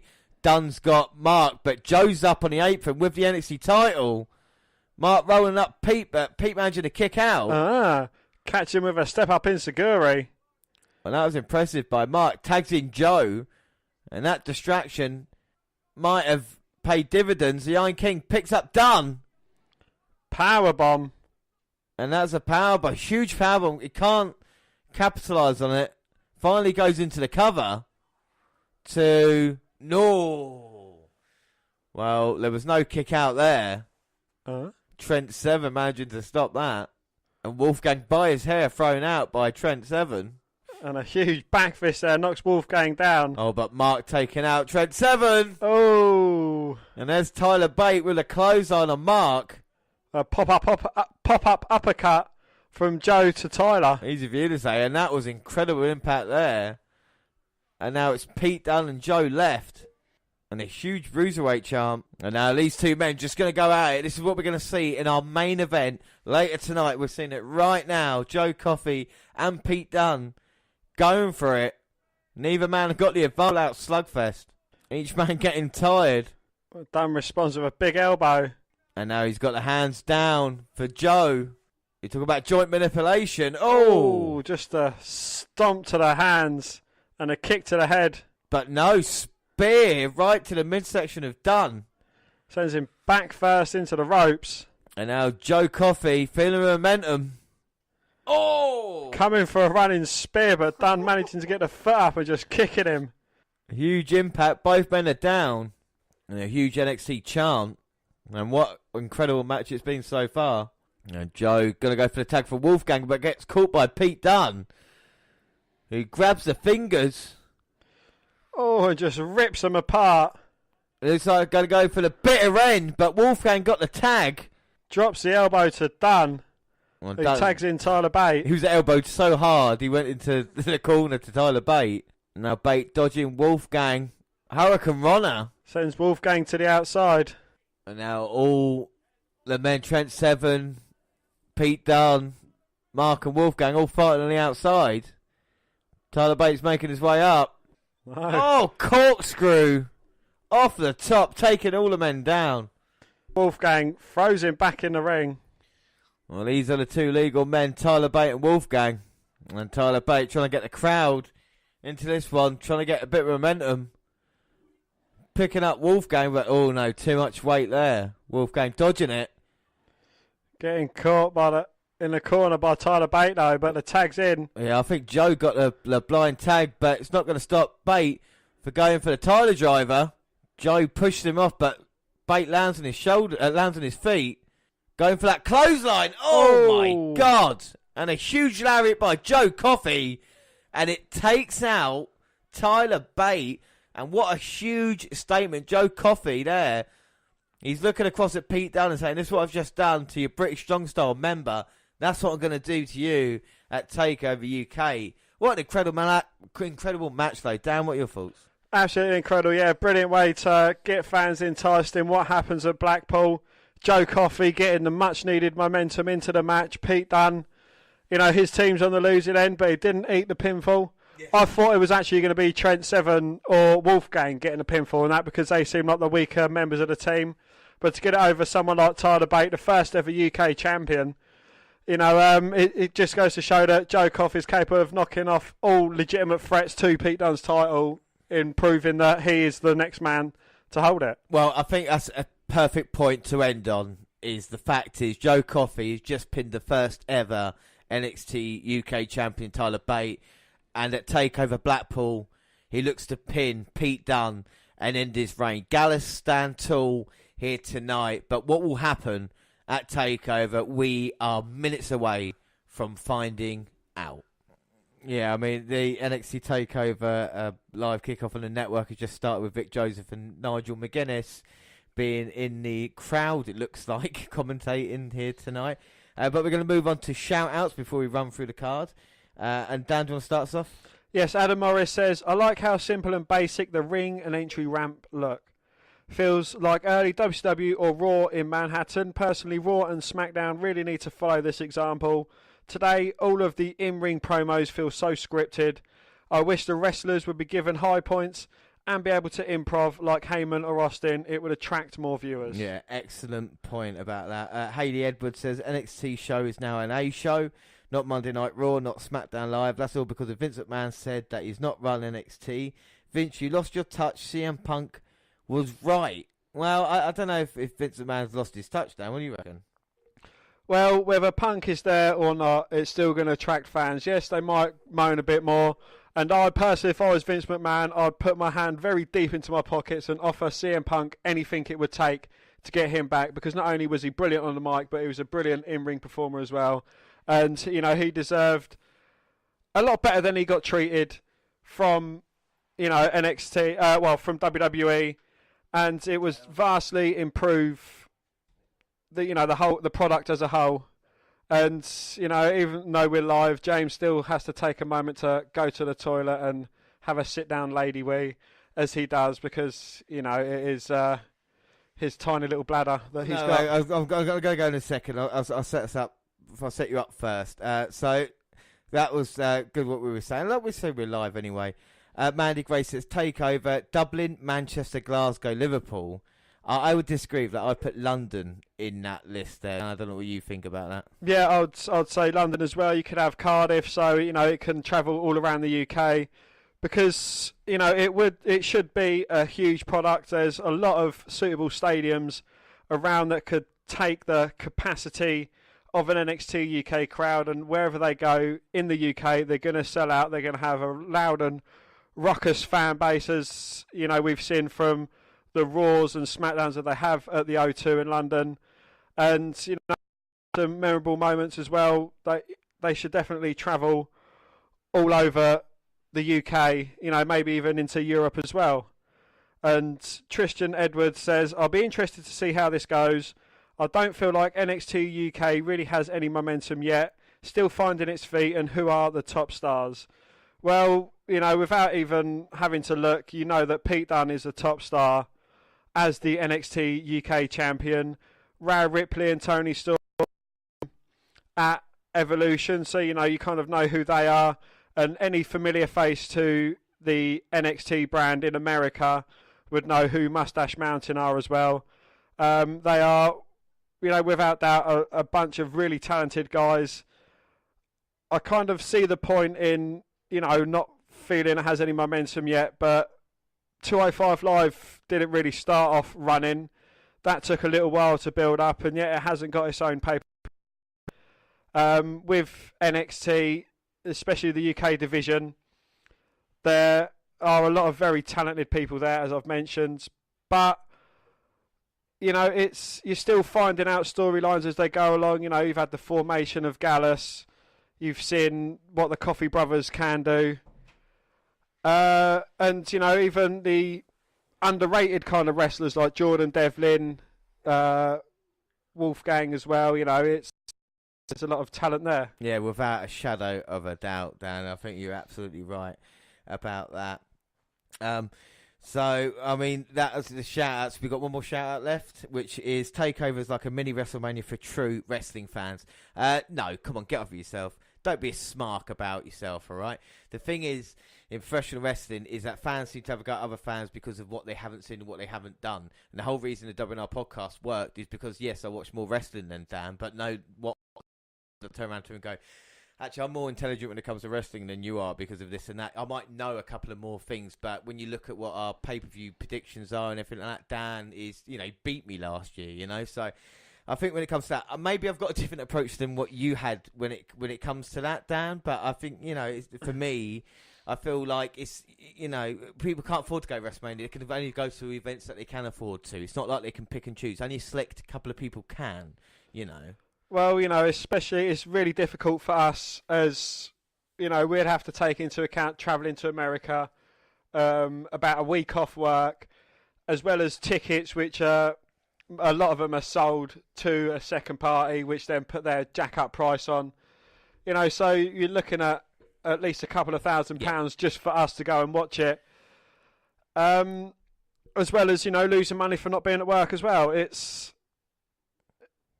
I wouldn't say it's a mini WrestleMania, because you look at the takeover events that have preceded WrestleManias and we've given them a higher score. Yeah. But, you know, you just can't take away the feel of this is WrestleMania. Yeah. But I think, exactly, and the thing we're trying to get, I'm trying to get across to everybody is like, it doesn't matter what wrestling you see. Wrestling's wrestling. Yes, there might be good wrestling, might be bad wrestling, but as long as we can like and love professional wrestling, no matter where it's from, no matter what company it is, where you can sit down and enjoy it, and and that's the whole point of being a wrestling fan. Your connection is, people as wrestling fans get treated differently because they like wrestling. You get asked, you talk about most asked questions, don't you know it's fake? All these kind of things that we've always dealt with, and as a wrestling fan, you can get a connection with them because you like the same thing. It's like anything else. So I feel we just need to embrace it, and we're seeing it getting bigger and bigger every year as well. Outside of WWE.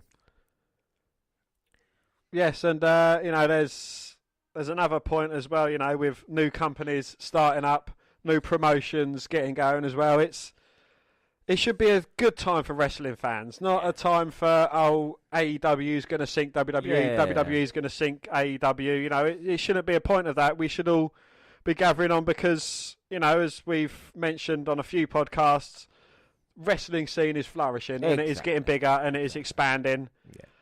And enjoy the ride, basically. And a perfect point, and we're going to enjoy it in 20 minutes when we start our very first ever live NXT Takeover in Blackpool. That's going to be a huge show. We're going to bring that out Wednesday. But we've got 20 minutes left. Let's run through the card. Let's have a look at the card and try and delve into, not prediction-wise, who we've gone for, but just what we think about each match. So let's start off with the first one. So it's Jordan Devlin going up against, who can forget? I've actually forgotten his name right now. How embarrassing is that? Travis Banks. Of course it's Travis Banks, Dan. Thank you very much. See, I know more about Dan, but he's reminded it was Travis Banks. The New Zealander. We saw on NXT UK, of course, Devlin draped in the New Zealand flag, avoiding the match twice. It's added to it. We knew there was going to be a fifth match. We've heard for a couple of months, about the four. Now we've got a fifth one. It makes sense.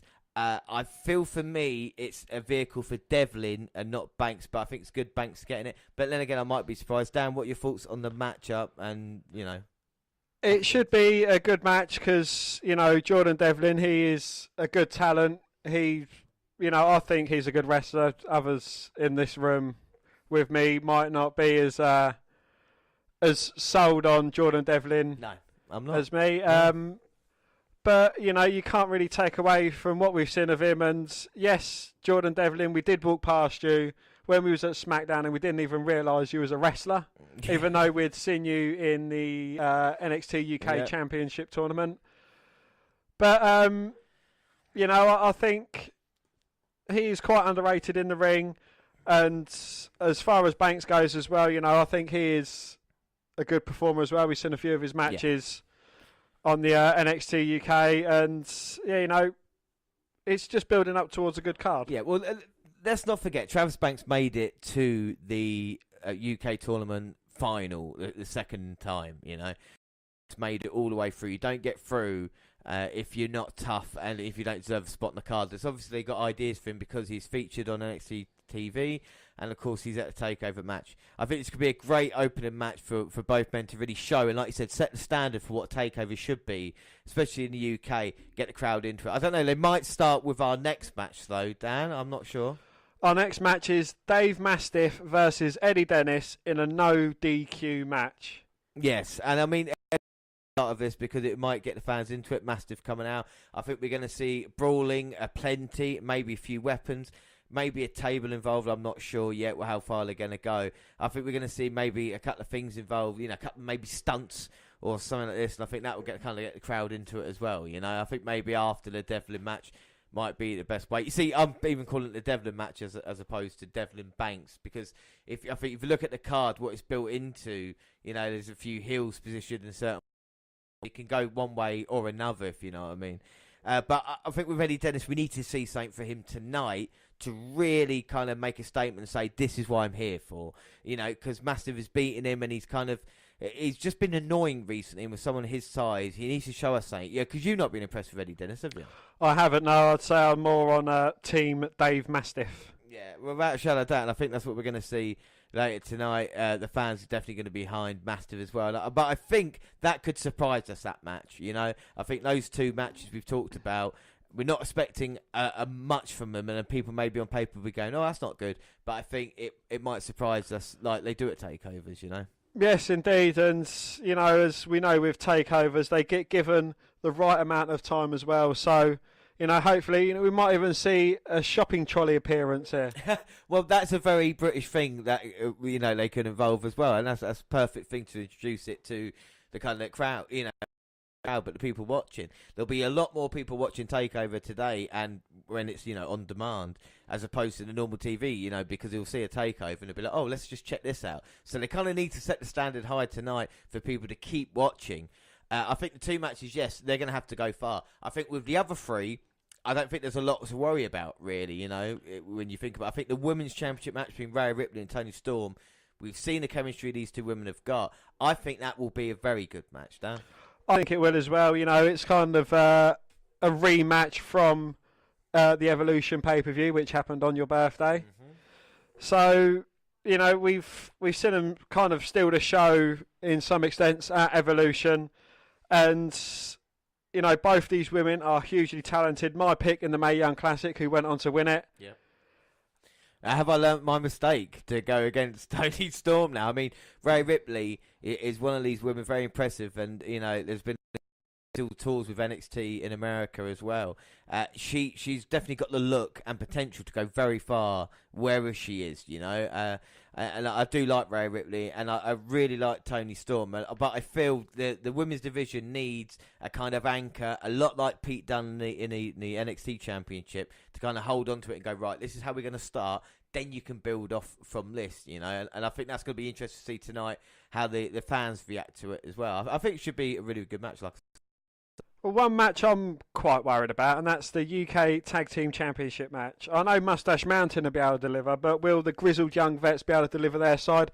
Don't get me wrong, I think they're a talented team, but I don't know, that would be the match I'd say I'm more worried about. Well, I'll tell you what, when Moustache Mountain get involved, it's going to be a good match. Usually you would say, we haven't seen them in many bad tag team matches, and I feel tonight is a great place for, like you say, Drake and Gibson, a showcase to people who maybe don't know him. Gibson, of course, won the second UK Championship tournament, and it's weird that Tyler Bate, the winner of the first tournament, is in this match as well. So we get the 2 winners going at it. But I think what's more important is the James Drake and Trent Seven side of it.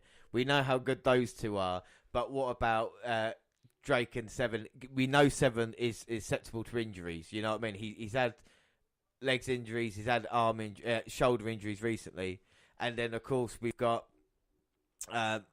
Drake, who we're not really sure about either. Do you know what I mean? So, I mean, this is a couple of things I think that's going to say. But I still think it will deliver. I don't think you have to worry too much about it. I really think Drake, I think all 4 men will put forward a performance and you'll be like, all right, this is tag team wrestling. This is what NXT UK is all about.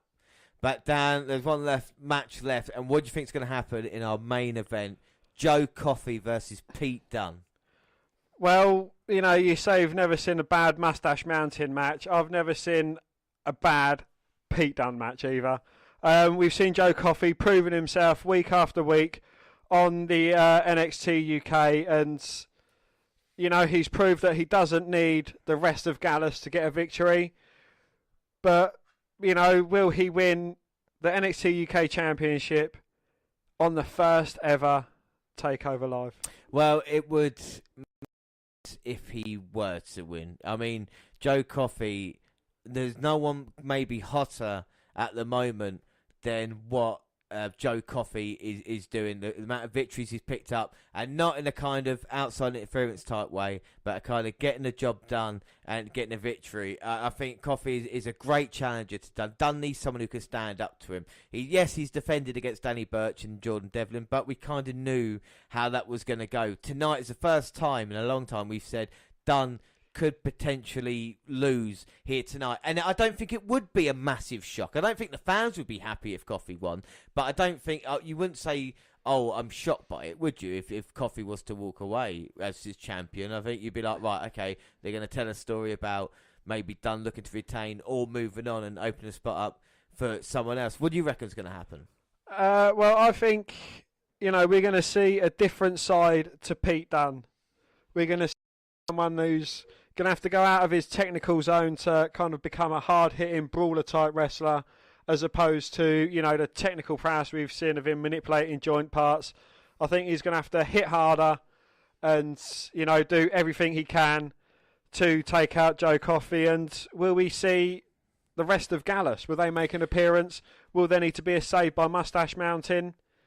Well, you've got to think, and not only the Gallus question in the main event, but also about the tag team title match as well, is maybe Gallus gets involved to cost Mustache Mountain the opportunity at the tag team titles, and they continue that story that way. It's a lot of things riding on tonight. Gallus could have a fantastic night if Coffey was to win, and then, the rest of Gallus put in a statement against Mustache Mountain. I think that's what we got to look for. The storyline has definitely been that recently. It's British Strong Style versus Gallus, but which way is it going to go? It makes sense for maybe Coffey to tonight, but you just can't bet against Pete Dunne. Like I say, he's not had a bad match, and after 600 days as NXT UK champion, it would be very difficult. I think the atmosphere in the ballroom at that time will be unbelievable. But do you think Takeover has a chance to be as good, if not better, than the American version as it is now? I think it has a chance to be as good. I think it needs a little bit more time before it could potentially take over that of what we see in the US. But, with this card, you've got strong undercards. You've got Jordan Devlin, you've got Dave Mastiff, you've got 3 strong tag team matches as well, which have the potential to be good. So, and again, providing they get given the right amount of time in the right areas, then it could be great. Yeah. And we just seen on the live kickoff on Network, talking about mentioning Jordan Devlin and Travis Banks, or Banks getting attacked earlier by Jordan Devlin. And I think they're just talking now the match is going to happen, maybe. Well, he is medically cleared. The way they played it, though. Sorry, go on, Dan. You explain. Well, he is medically cleared. He did injure his knee during the attack from Devlin. But, as you say, the way they was playing it, it was like the match wasn't going to be on. But as you get with every plucky underdog story, Travis Banks would have made his way out there, on one leg. Yeah, exactly. But it probably means a Devlin victory here tonight. But like I said, looking back at the card, though, you've got a lot of potential. We're under 9 minutes away now, and I feel Takeover tonight UK can send a huge statement to the rest of the world and say this is not just because Triple H wants it, this is because we want it. Pete Dunne wanted this since day one. Now he's got a takeover tonight. He'll be leading the charge with Mustache Mountain, and we've got a great women's match as well. I think it's potential to be great. And we'll bring it to you Wednesday. We'll release NXT UK Takeover Wednesday. Get our thoughts. Of course, we've got the Prediction League as well, and everything else involved in that. Our first actual event of the year as well, with points on the line. But before that, Dan? Before that? Yes, 20 years on, and it's the WWF Royal Rumble 1999. Yes, Austin vs. McMahon and the brutal I Quit match between Mankind and The Rock, all tomorrow. I know. What a huge weekend it's been. We released 10 episodes yesterday. We're doing our live show now. And like I say, tomorrow, Royal Rumble 1999. Of course, on, like we said, Takeover on Wednesday. And then next week, the WNR for January. We're going to catch up with all the content. And then, Dan, in 2 weeks? It is the biggest weekend in WNR podcast history. On January the 25th, which is a Friday, it is a WNR 200, and we are going live again at 8 p.m. Yeah, 8 p.m, so we'll be a little bit later on, but we will be live once again to bring you the WNR 200. And Dan, what are we doing in the 200? We've got a lot of things planned. We've got a lot of things planned, yeah. I've been going through the old podcasts, pulling out some bold predictions or statements that we've made and see if they've rung true. We're going to have some games. We're going to have a balloon or 6. Yeah, we got balloons, we've got party food. I've managed to get it all now. We've got fireworks. We're going to have a live Have we got party hats? We've got party hats. It's going to be the greatest show of all time ever, the WNR 200. And then January 26th with probably all of us hung over. It'll be NXT Takeover live pre-show at 11 p.m, bringing you the first American takeover of the year. And if that's not enough live WNR podcasting for you, on January the 27th, the Royal Rumble live kick-off from 10 p.m. It's going to be unbelievable. The Royal Rumble, my favourite event of the year, and will be live. So 3 live shows in 2 weeks' time. But we have been live tonight looking at NXT Takeover Blackpool, and I'm excited for it. I cannot wait. Dan, final thoughts of tonight? I just hope it delivers a good show, and we leave at the end feeling very happy with ourselves. Yeah, without a shadow of a doubt. Tonight, the UK has a chance to show the world exactly what British wrestling and wrestling in general is all about. And tonight, we will go forward and enjoy everything. I cannot wait.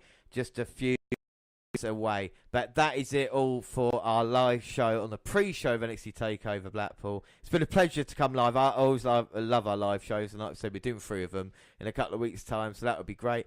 But for now, don't forget you can follow us on Twitter at WWE Network Review or at Vince McDan WWE. I'm at J_Rollins. Of course, all the Google platforms, WWE Network Review on Google+. Send us an email to WNRpodcast@gmail.com. We're also on Facebook. Yeah. And find our page and give us a like with a WWE Network Review podcast. You can come and find me and add me as a friend. I am Vince McDan. Yeah, subscribe to our YouTube channel, the WWE Network Review podcast on YouTube. We've got clips on there, and podcasts go up at the same time. You should do other places like SoundCloud on your phone. We're also live now on Spreaker Radio. We'll be live in 2 weeks' time. We're on Stitcher Radio and iTunes, where you can download, subscribe, rate, and review there. But that is it. Thank you for listening, everybody. I have been James Rowlands, and as always, I was joined by Dan White. And before we go, the talking has stopped, and now it's just time for the action. Bye. Bye. For the first time in our brand's history, from the Empress Ballroom in Blackpool, it's NXT UK Takeover Blackpool! The dominant cruiserweight, the done, the marauding Iron King, Joe Coffey, who will leave Blackpool as the United Kingdom champion. It'll be NXT UK Women's Champion Rhea Ripley defending her title against Toni Storm.